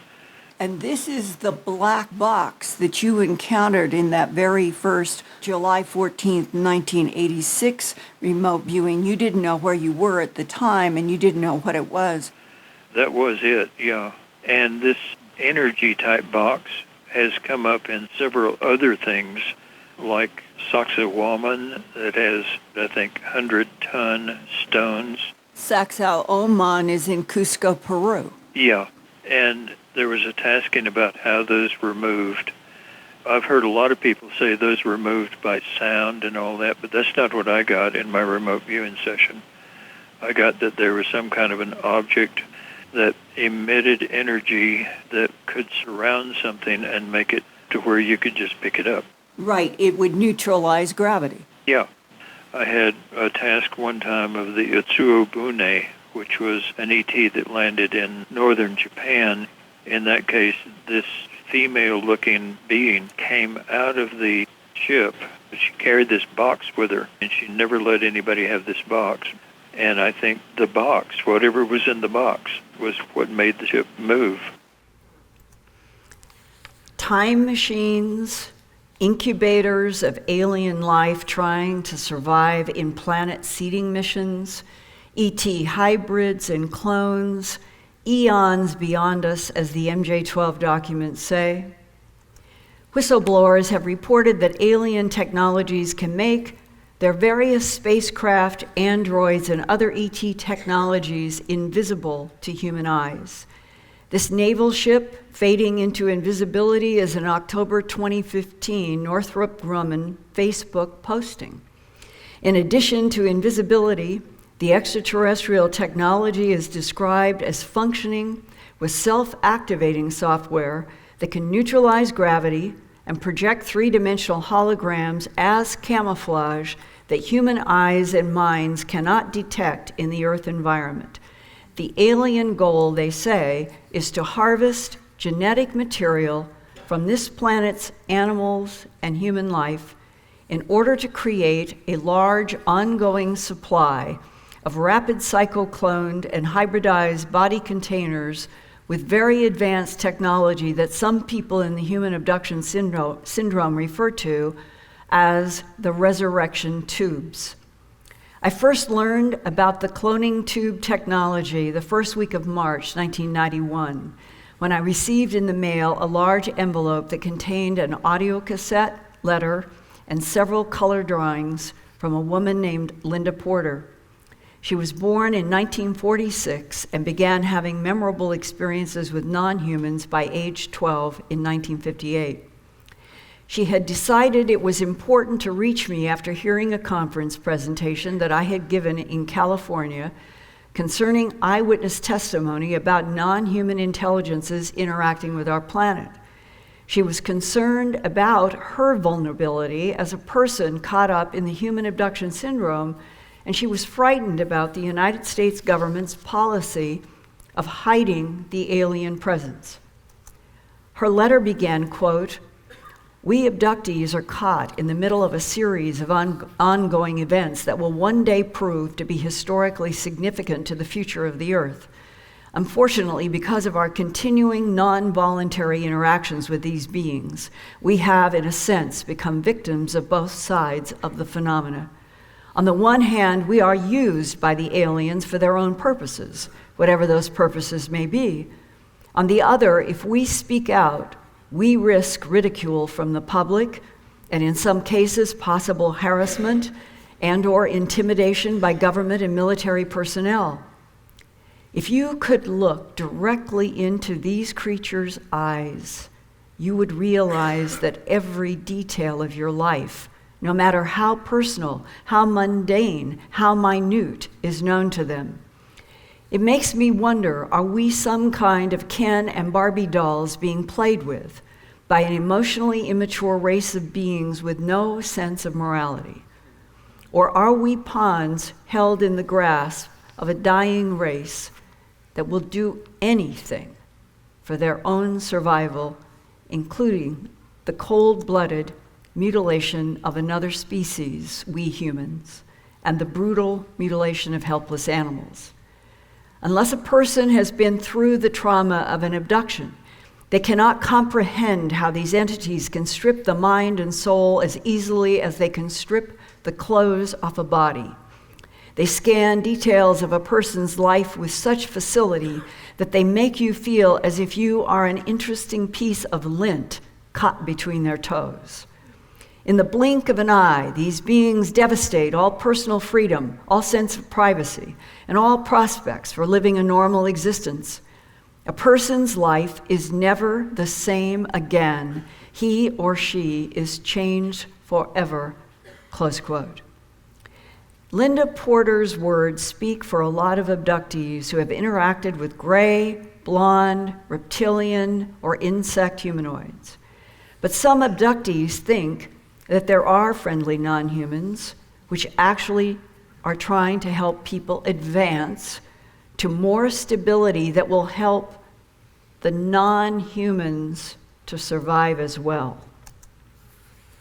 In this 1995 Thanksgiving letter to me, Linda Porter wrote, quote, "The people who live on the earth, those who will survive the destructive changes to come, will be evolving into a new species of being. I'm not referring right now to the time travelers from Earth's future that are here also. That was something that was necessary because Earth's governments got hold of a dangerous technology that greatly altered Earth's future for the worse. Remember the mistake that was made that I told you about a while back? Some type of technology fell into the wrong hands and the future time travelers were sent back in time to change that. I don't know if it has been changed, at least not yet.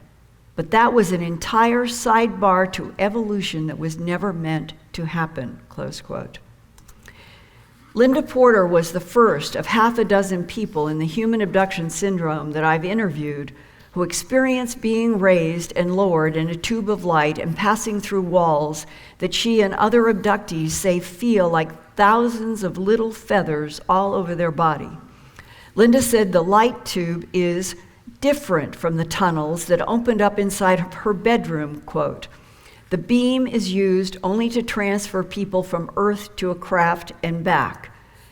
The tunnel is a physical created hole from one dimension to another. Traveling through the tunnel was what made me ill. It had something to do with change in physical density of two differing dimensions," close quote. Linda told me that in 1963, when she was 17 years old, she was abducted from her Covina, California home by gray-colored beings with large eyes. These gray beings seem to be in the extraterrestrial biological entities category of what the government calls EBINs, that are described in leaked government documents as friendly and concerned about Earth and human evolution. Or perhaps the Emerthers, referenced in Sergeant JC's binary downloads. Linda Porter was shown a procedure to transfer the soul or life force from a dying man into a healthy, younger clone of the man that Linda could see in one of the cloning resurrection tubes. The gray being told Linda telepathically that the same soul transfer would be done with her. The gray explained to her that she had rheumatic fever as a teenager that damaged her heart. The gray non-human said it was vital that Linda Porter's soul entity continue in the same genetic body container that she had been born with in order to accomplish an unknown alien agenda. Linda saw rise out of the top of the dead man's spine, right at the top where the neck joins to the spine, this yellow-orange light that elongated in the air as it moved across the room to a row of body-sized tubes lighted from top and bottom and filled with a strange purple-looking gas. Inside the tube on the far right was a cloned body of the same man, but several years younger. Linda Porter said there was a problem about Earth body containers, souls, other dimensions, and altered timelines. Quote, "I was told that the resurrected cloned man would be relocated elsewhere, maybe Australia, and would continue on with his life there. He would die in Minnesota where he had come from, and from this point of view, his family would think he was dead. He would be alive in Australia," which might explain the doppelganger phenomenon that John Mack and others back in the 80s. There was conferences we'd go to, and there would be people in the abduction syndrome saying, "My God, I am taken up in this beam of light, and this door or tunnel opens, and it's me. I'm looking at me like I'm looking at a mirror, but it's moving to me." And they called it the doppelganger syndrome. Linda thought it was vital to the non-human entities that the man's soul continue functioning longer inside the same kind of container that his older sick body had been. Linda thought that part of the reason that they take tissue samples from abductees when they are quite young is to have this tissue in reserve in case a new body for abductees becomes necessary later on. Quote, "New bodies can be stored indefinitely. The containers in the sketch with the 3 people in the tubes are storage containers. The containers in both new sketches I sent you are activation containers. They have a light in the top that must be on the person for an unknown amount of hours before a body can be activated if a body has been in storage. If newly made, it does not need light. In the sketch with the 3 people in the tubes, the body on the far right was the younger one given to the dying man. I got the impression the aliens do not like to do this soul transfer very often. Actually, I got the feeling the aliens are not supposed to be doing this at all. But they seem to be backed into a corner, and they have no other recourse. They also seem to be trying to hide all of this from some higher form of life, whatever the authority is that prohibits this soul transfer, also prohibits the ETs from interfering on this planet. But they are interfering. Whoever it is much higher evolved than they are and wields a great deal of power over many, many other realms of existence. There is much, much more to existence than we could ever begin to understand. Much of what we have been taught regarding the physical universe and the laws that govern it is wrong. The Eben doing the soul transfer from her diseased body to her new clone body in one of the lighted tubes gave Linda Porter an overview of how the cosmos is constructed from the Eben's point of view. The universe is built on sound patterns, which is why so many different world dimensions can exist in the same space. Each is on a different frequency. You disrupt a world dimension to the point that you destroy the carrier wave it exists on, and you have created a hole in existence that cannot support the dimension above or below it. Each frequency, besides maintaining its own world dimension, also supports or holds in place the one above it and below it. Everything is interdependent. There are countless worlds, dimensions occupying the same space without being aware of one another because of having their own individual octaves. This octave frequency holds the world dimension in place and causes it to exist safely without interfering with or even being aware of other worlds around it. This frequency acts as a buffer zone to keep everything in its place. You do anything to disrupt it, and you begin a collapse that starts a deadly chain reaction. If the density of this collapse reaches a certain weight, space-time itself begins to collapse. Atomic and hydrogen bombs physically tear into other dimensions. And whatever the experiment is that our government is involved with in outer space, if successful, it will change the density of matter to such an extent that the chain reaction started will not be able to be stopped by anybody in any world dimension. There are literally hundreds of different alien life forms here trying to stop what is happening, as it is putting their own worlds at risk. Some, as I had mentioned in earlier letters, are not supposed to be interfering, but they're doing so anyway. What they are all trying to do is stop the ripple effect that will emanate outward from Earth should this government experiment succeed. With all their technology, why don't the aliens or their superiors just walk in and stop the whole thing themselves? Why do they need us abductees to speak for them? Something just doesn't make any sense. I wonder if we are being lied to, used for some purpose to put over ideas they want us to believe. If there is an experiment, maybe if it succeeds, it will put us in competition with the aliens for something they don't want to share. Maybe they're trying to scare us out of their neighborhood, close quote. A similar warning about a government experiment in space was described by another woman in the abduction syndrome named Judy Doherty. I met Judy in the spring of 1980 when I was producing the TV documentary A Strange Harvest about the worldwide animal mutilation phenomenon. Law enforcement told me as far back as September 1979 that they knew, quote, the perpetrators are creatures from outer space, close quote, because of the bloodless surgical excisions on both the surface of animals and the removal of internal organs such as hearts and trachea without any surgical excisions on the surface of the animal's body. As one doctor told me, we're dealing with something no less than molecular extraction from inside of bodies. The following are excerpts from my Emmy Award-winning documentary, A Strange Harvest. And by the spring of 1979, United States Senator Harrison Schmitt of New Mexico was concerned enough to call for a conference in Albuquerque on April 20th to talk about cattle mutilations. And I began wondering again, what was going on? In the past few months, I've traveled through Wyoming, New Mexico, and Colorado exploring this mystery. I've talked with journalists, law enforcement people, ranchers, and scientists.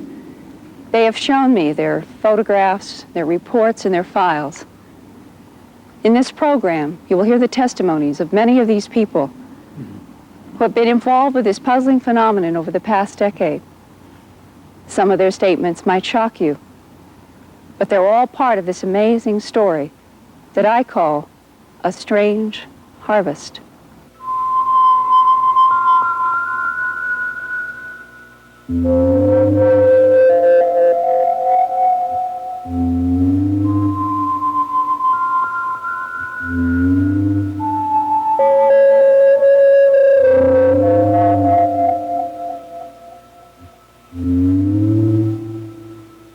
One of the investigators I've been working with for 5 years dropped in the office, and we discussed what was new.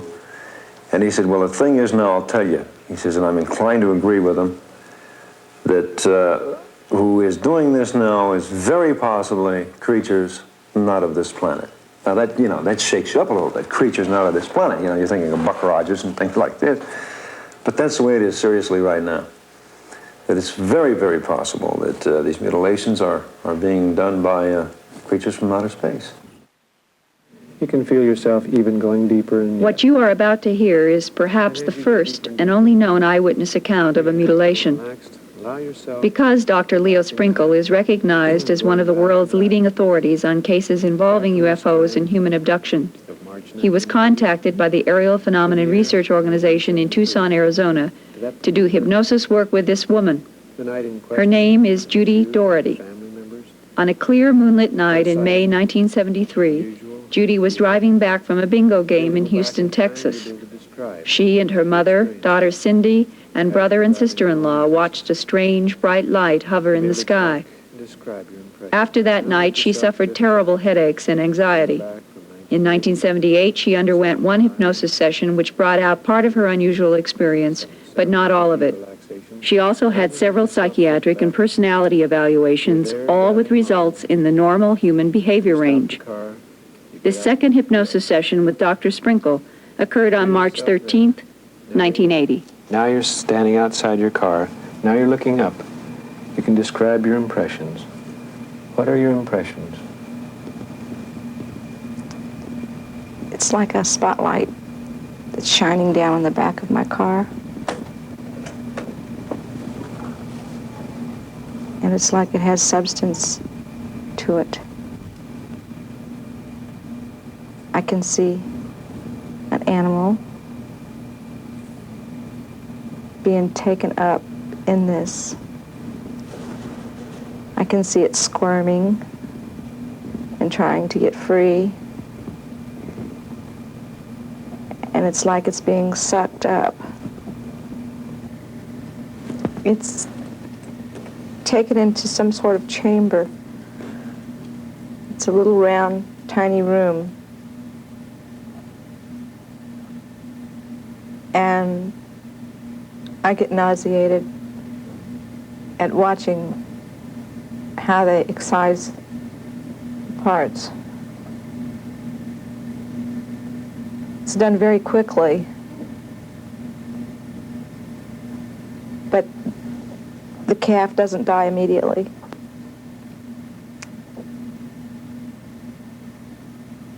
For some reason, the calf's heart isn't taken, and I don't know.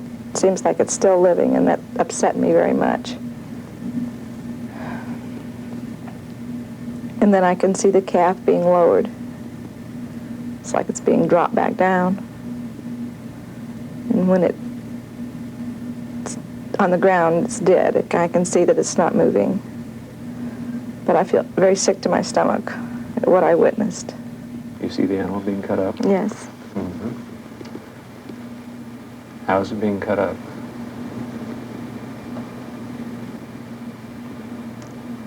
Dissected. Mm-hmm. With knives? Instruments of some kind. Mm-hmm. Can you describe the instruments? They're like a knife, but they have different kind of handles. More like a razor doesn't have movable parts, but like a straight razor type. There's tissue. It's laid out, flat and smooth, it glistens. And the needles, there's needles in it, or what appears to be like needles. It may be probes, I don't know. But it has a tube connected to it. And the same thing with what appears to be testicles. Can't tell. There's a probe or a needle or something inserted. And the tube leading.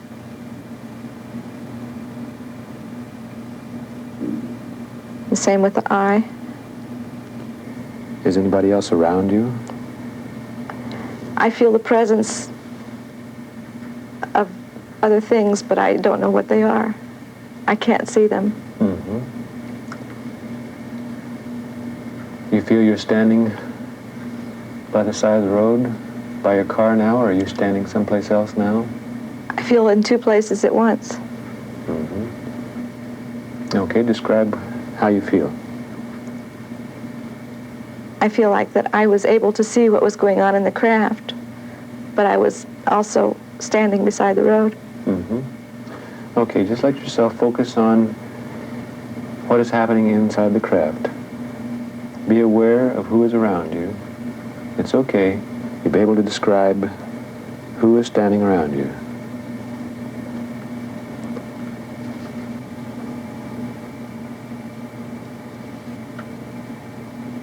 It appears to be two little men.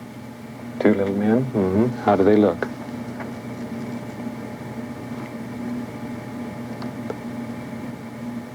They look... Their hands look funny. They have long claw nails, like... Okay, they have very large eyes. They're very hypnotic. Like, they're so big that... And they don't blink. Their eyes do not blink. It's almost like, I guess, a snake. They were very snappy about their movements, and they knew exactly what they were doing, and I felt a little better because for some reason, they projected that it was necessary this be done, that, it was for our betterment, for the betterment of mankind that this was done, that they were more or less watching out for us. So you felt better when you had that Yes. impression of not only precision, but also a benevolent or a kind attitude Right. toward people? Mm-hmm. I can't say that they were kind. But concerned? I can't even say that they were concerned. Mm. They were just like doing a job that evidently it affects them too. And it has to do with somehow nuclear waste or testing, or they've been here for quite some time, and they test the soil as well as our water, as well as our animal life, our vegetation.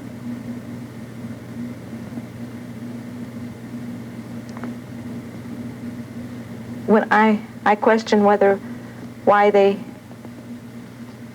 aren't saying more, and why they can't stop it if they're so knowledgeable. Mm-hmm. And they get angry. I don't know. I don't understand that. Mm-hmm. You don't know why they get angry? I don't know why they don't. I don't know why they get angry, and I don't know why if they can't stop it if they're so knowledgeable. At one point in the hypnosis session, Judy doesn't understand why she can see her daughter Cindy in the car 1 minute and gone the next. Breathing deeply and easily, let yourself relax. You can be aware of yourself standing by the side of the car. You can be aware of yourself standing in the craft. And now let yourself be aware of where Cindy is.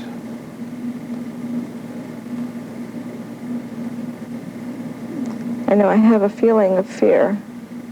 Okay, let yourself go on through the experience. Let yourself go on through the fear. What impressions come to mind? I just visualize her on a table. Mm-hmm. Okay, what happens next? I am afraid that it's going to happen to her, what they did to the animal. Yeah. Just let yourself relax. Forget it. No, I don't want to. You can tolerate it. You know it. No, I can't. You know it's all right. Just let yourself go on through. Just relax deeply. You know that everything's going to be okay. You see Cindy on the table. What happens next? I'm just afraid that they're going to hurt her. Yeah, you're afraid, but you let yourself go ahead and let yourself go on through the experience. You can be aware.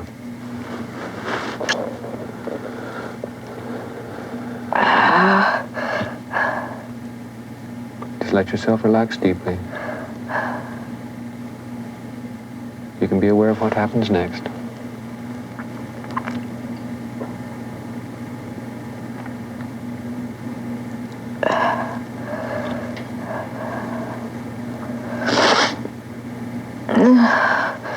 They put her to sleep, I guess. Mm-hmm. Okay. You put her to sleep.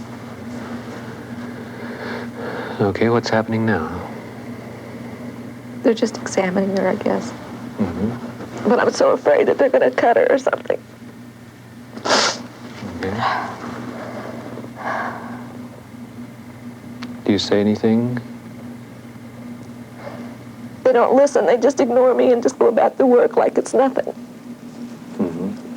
They don't seem to have any emotions. They don't seem to care. I thought they were going to harm her. I thought they were going to do to her what they did to the animals, you know. But they don't harm her? No. No. Okay, well, what does happen? They just take some samples from her.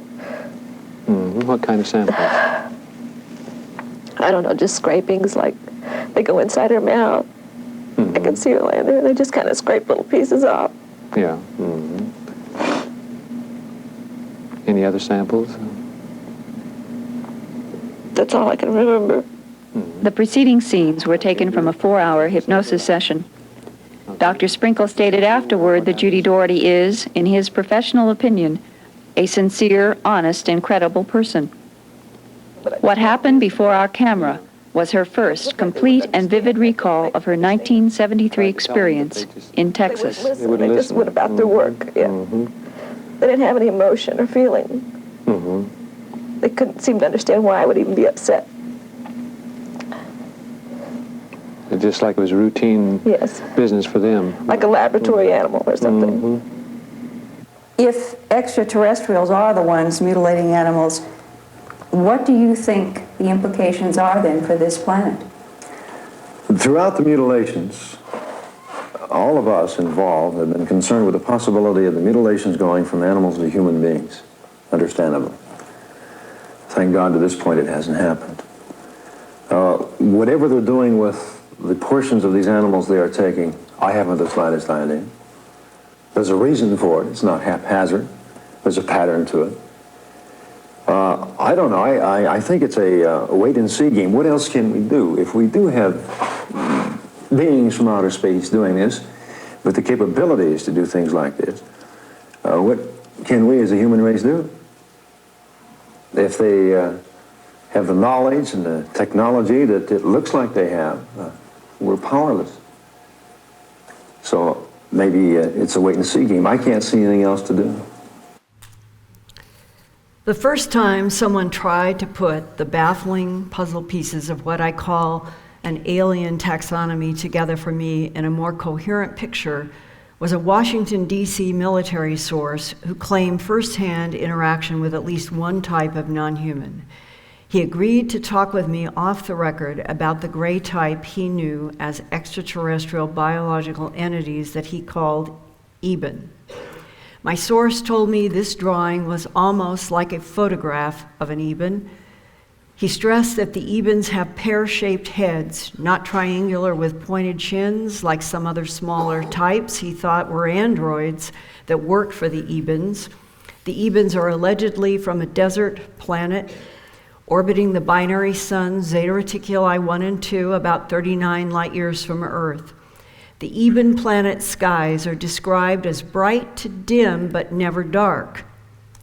This pastel drawing was done by a Colorado male abductee who was lifted up with his wife in their car by a cerulean blue beam of bright light in late November 1985 from a highway near Longmont, Colorado. The whole case, with many photos and illustrations, is in my first book, An Alien Harvest. My military source told me the Ebens are supposed to be friendly and do not abduct people, he stressed. But he had to admit to me that if the illustration by the husband was almost like a photograph of an Eben, then it meant the Ebens did abduct the husband and wife. It was a dramatic lifting of the couple in their car while it was moving and lifted in this blue-green beam that carried them in their car to a forest and a landed disc. And one of the things that I've heard consistently over the last 35 years by many people who have had some sort of military or government facets of all this, the grays do lie. My Washington source knew about my home box office TV project that took me to Kirtland Air Force Base on April 9th, 1983, where I was shown an alleged briefing paper for an unnamed US president that said, quote, "These extraterrestrial biological entities known by the acronym EBENS manipulated DNA in already evolving primates to create Homo sapien," close quote. My military source said that was true, but he stressed that no one in the American government with access to that knowledge ever wanted to be alive if or when such an announcement were broadcast to the world that humans are someone else's experimental androids and ET human hybrid project. He told me that he had talked firsthand with a US Air Force captain who received telepathic communication from one non-human at a crash site in the Roswell region in 1949, not 1947. Because the captain, more than anyone else at the crash site, could most clearly receive mind-to-mind communication from the non-human and Eben, the captain was assigned to live with the entity called EBA-1 at the Los Alamos Laboratory in New Mexico until EBA-1 died of unknown causes on June 18, 1952. That Air Force captain said, one of the most important telepathic transmissions that he ever received from EBA-1 was, quote, "We made you, we put you here on Earth, but you have to live it," close quote. My Washington source tried to explain that he thought the Eben meant when he told me the key to everything is ET creation of human ET hybrid body containers in which ET life force or souls can be placed to perpetuate one of the alien civilizations that is facing physical extinction because it can no longer reproduce.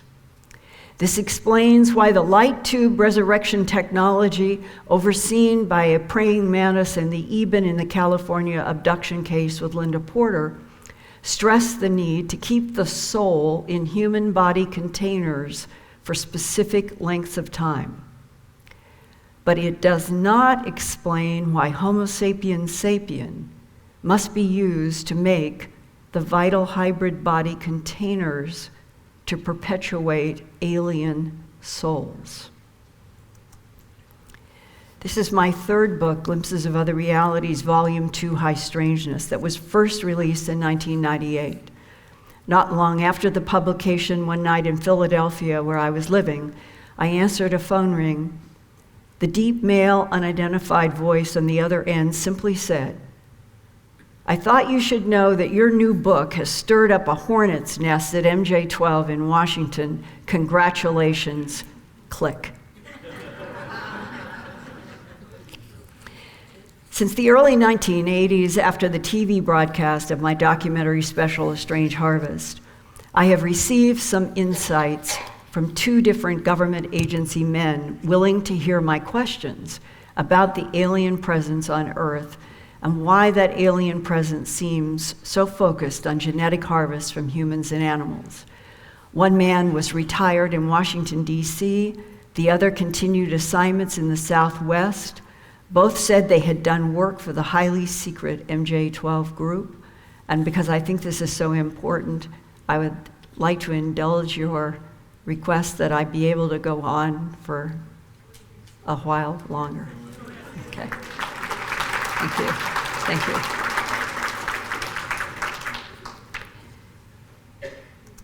They both emphasized that there was a difference between the gray-skinned Eben types with the pear-shaped heads and the smaller, thinner grays with triangular faces. The men thought the Ebens were our allies, but did not trust the smaller grays. Adding to the physical appearance confusion were biological androids made by the Ebens and other aliens that range widely in appearance, from insects to humanoids designed by their makers for various planetary tasks in this and other solar systems. Both men have periodically given me information over the years, which I have no way to prove, but offer now in the context of other military and intelligence voices. And to honor their request for anonymity, I combined their information into one voice that I call Sherman in Glimpses, Volume 2, High Strangeness. And where I am beginning here is on page 128. Sherman said it was true that MJ-12, or Majestic 12, was established by one of President Harry S. Truman's executive orders in 1947.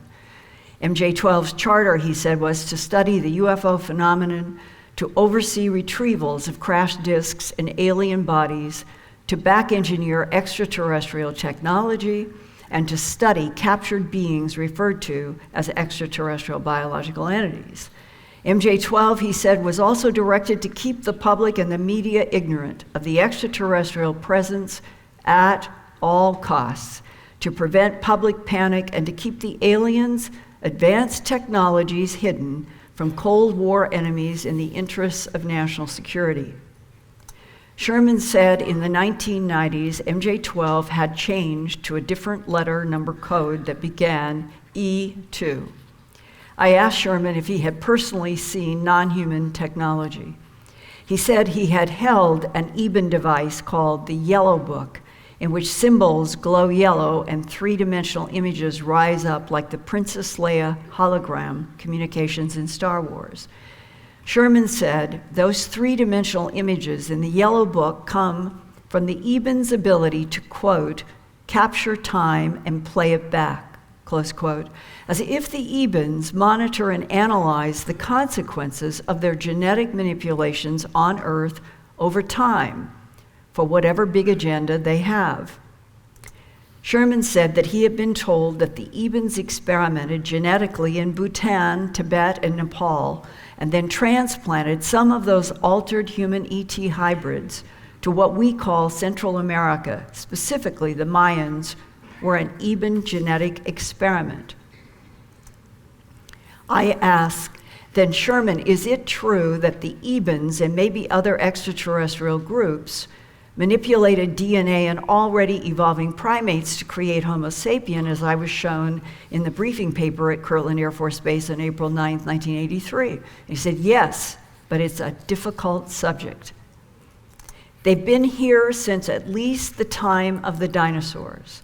And according to a report I read, the Ebens collected one of each species of dinosaur and placed them either on one big planetary zoo or on different planets. And that was at least 68 million or more years ago, and I guess they have experimented with life forms here ever since. What about the animal mutilations? The animal mutilations did occur and were performed by the aliens. We allowed them to conduct experiments using animals, not just cattle. I don't know if you are aware or not, but there were a lot of moose and caribou found mysteriously dead in the Arctic and Alaska. We think it was part of the Eben experimentation, but we couldn't figure out what happened. The Ebens wanted to conduct experiments, better animals than humans. To complicate matters, in order to cover up the animal mutilations, our government launched a military program to test certain biological drugs on animals. This was to cover up the alien mutilation program. Do the Ebens themselves enter pastures and cut the tissues from animals in mutilations? After we had more communications with the Ebens, they explained to us, you have to understand that for an advanced civilization, you have robots and androids to do these things. And we began to understand that the Eben androids could be anything. The androids can be configured any way the Ebens want for whatever mission the Ebens want carried out. The Ebens are controlling a big part of an operation concerning Earth, and we cannot control everything they do.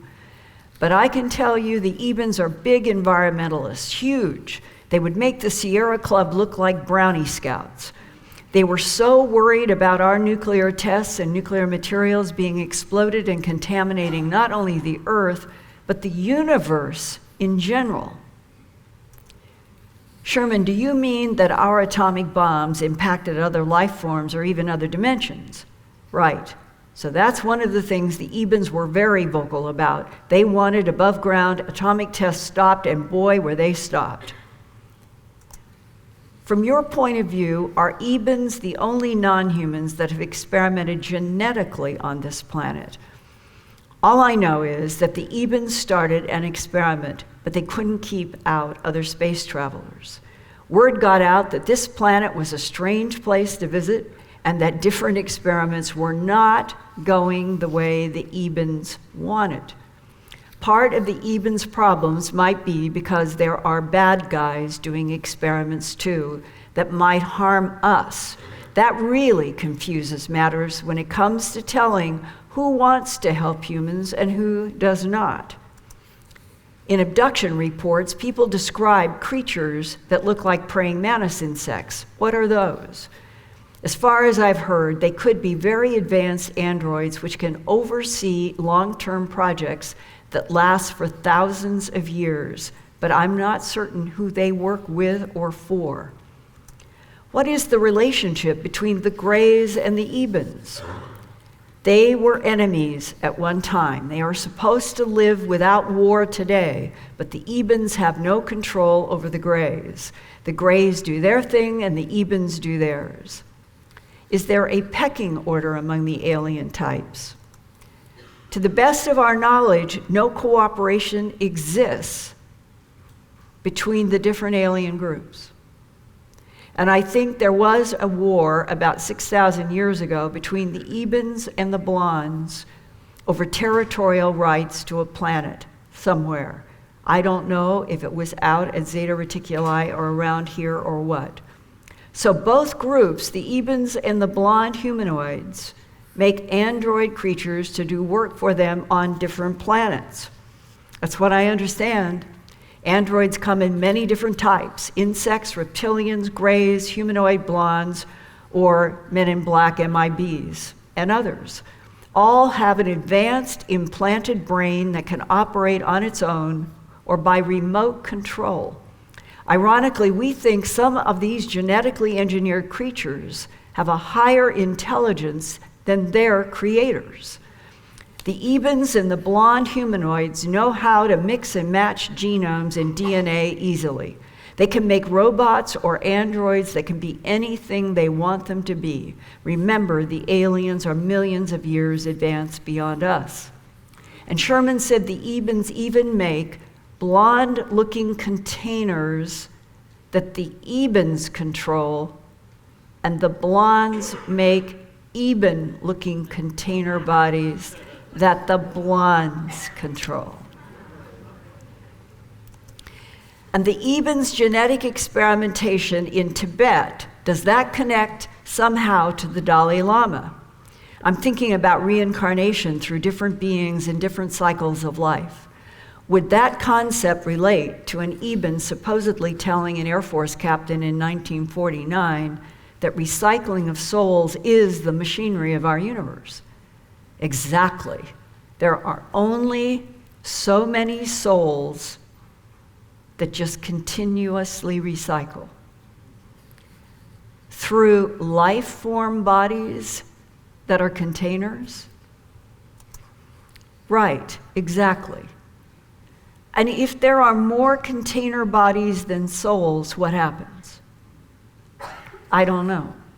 But souls are interconnected in some way. I think they told us that because the Ebens have been around so long, they have learned that there are only so many souls in this universe, which must be recycled.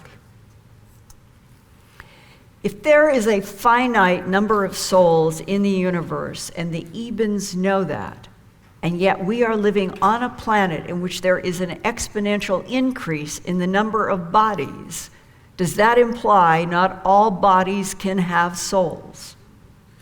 I guess you have a point.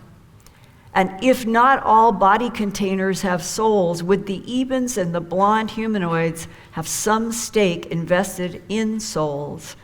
Like souls could be the coin of the realm, so to speak. That's possible, I guess. I never thought of it that way before. Some abductee researchers, such as Dr. Leo Sprinkle, a Wyoming psychologist, and Harvard University psychiatrist Dr. John Mack, stumbled onto what appears to be a continuity of the same Ebens, or maybe other gray types, present from human life to human life, because the same alien being comes up in past life regressions at births and at deaths. I don't know. All I do know is that the soul, when the body container dies, the soul contains or maintains or keeps some thoughts or something from that life that was just lived. It's said in the Yellow Book that the Ebens are concerned about human souls if our particular species continued on its course. They are afraid we would damage our container bodies, and that could damage the souls. Well, how would our body containers damage our souls? I don't know. I realize the containers are the human bodies, and that was why they were so concerned with what we have been doing, the wars and so forth. They are afraid that the souls will be damaged by our containers. One of the MJ-12 guys who had seen more of the Yellow Book talked to me about an analogy. He said, when you put something in a container and you pour it out, there's always some residue that remains. Something remains in that soul. So when you pass the soul on in different containers, it picks up the residues of all of the different containers it has been in, and a little of each remains and stays throughout. I guess there is an eternity. There's no end. I asked him, does the soul wear out after so many recycles? And he said, no, souls never wear out. The Supreme Being makes sure that doesn't happen, close quote. While reviewing these pages of Glimpses of Other Realities, a research colleague and attorney, Michael Pill of Shutesbury, Massachusetts, wrote to me, quote, the notion of the soul picking up residues may explain why we have memories of past lives. It may also explain why, after spending thousands of years and who knows how many wretched lifetimes trying to work out the karma from one or more evil incarnations, one can still feel the enticing charm of the dark side. The 7 deadly sins are like predators. They've got you before you realize they are there. I asked Sherman, is there a devil out there somewhere? Sherman answered, there is an evil force. Even the Ebens talk about it. There is a supreme being, and then there is the evil one, the evil entity. The Ebens are as scared of that evil entity as we are of the devil. And I asked, where is the devil? And Sherman said, I don't know, but what worries me is that if the Ebens are scared of him, I'm damn scared of him, because the Ebens can control anything. And if they believe in the same supreme being that we call God, and they say there is an evil one, then there really is a devil. Would the devil be equal to and opposite of the positive God? Are there 2 gods? Sherman answered, I don't know. You can think about that forever. There's another thing that puzzles me. The Ebens say that everything that occurs in our time span has occurred before. I guess it means we're just right in the middle of a huge big circle, and it just goes around and around again. And the way I see this is that Earth was created, and one day, 5 billion years from now, the sun is going to expand, and Earth will be engulfed and destroyed, and everything goes back into a big bang, and then everything starts over again. I ask, when the Yellow Book talked about the supreme being that created the universe, did it say anything about parallel dimensions, parallel timelines, or anything else like that? Sherman said, no, nothing. The aliens talked about the vastness of the universe, that there are life forms all over. It talks about a supreme being creating the souls and creating the containers and distributing the souls to the containers. To the Ebens, it's just basic facts. I ask, if the Ebens made us and put us here, there has to be a reason. Are we a garden growing containers for souls to be harvested for some reason?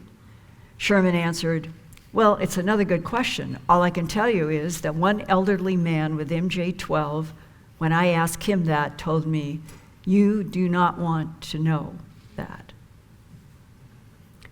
Sherman, some abductees also say that the main reason for the animal mutilations in human abductions has to do with the creation of a hybrid species.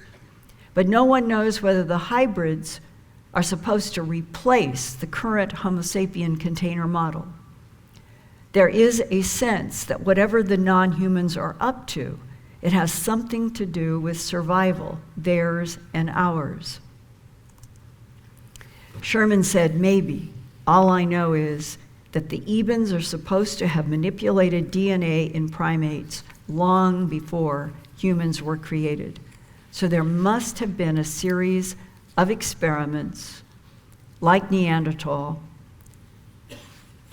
before Cro-Magnon, and Neanderthals are gone, so who knows what is on the agenda for humans? Our planet is now in its 6th mass extinction of plants and animals because of humanity's spread around the planet, destroying and paving over so much ground that was once sustained and sustaining abundant Earth life.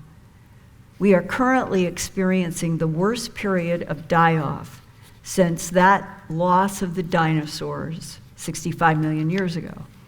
Scientists estimate we're now losing animals, plants, and insects at 1,000 to 10,000 times the rate prior to the 20th century, with dozens of species now going extinct every day. That means by the end of this 21st century, as many as 30 to 50% of all Earth species could be gone. Perhaps the non-human intelligences which watch this planet can see humanity's own future hanging in a balance, but will not allow humans to destroy the earth. Perhaps that is why the aliens increased their interference at nuclear missile sites and human abduction despite aggressive government efforts to keep everything about the alien presence a big secret. One fact is certain. No matter who made humans or why, life on Earth is not guaranteed. But if the chokehold on the truth were released, and the entire human family could know everything that the governments and the militaries are hiding about an alien presence on this planet that still manipulates DNA and harvests Earth life, perhaps human tribal warfare would slow down in the alien concocted Garden of Eden where a reptile was the teacher.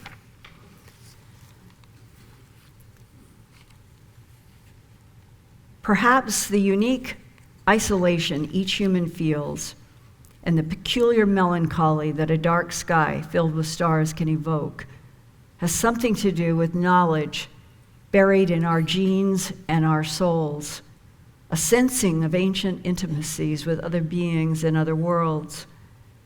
Now, in this time of revolution, when the whole world will know we are not alone in this universe, our greatest challenge as a species will be to stand up unafraid before the old gods and watchers.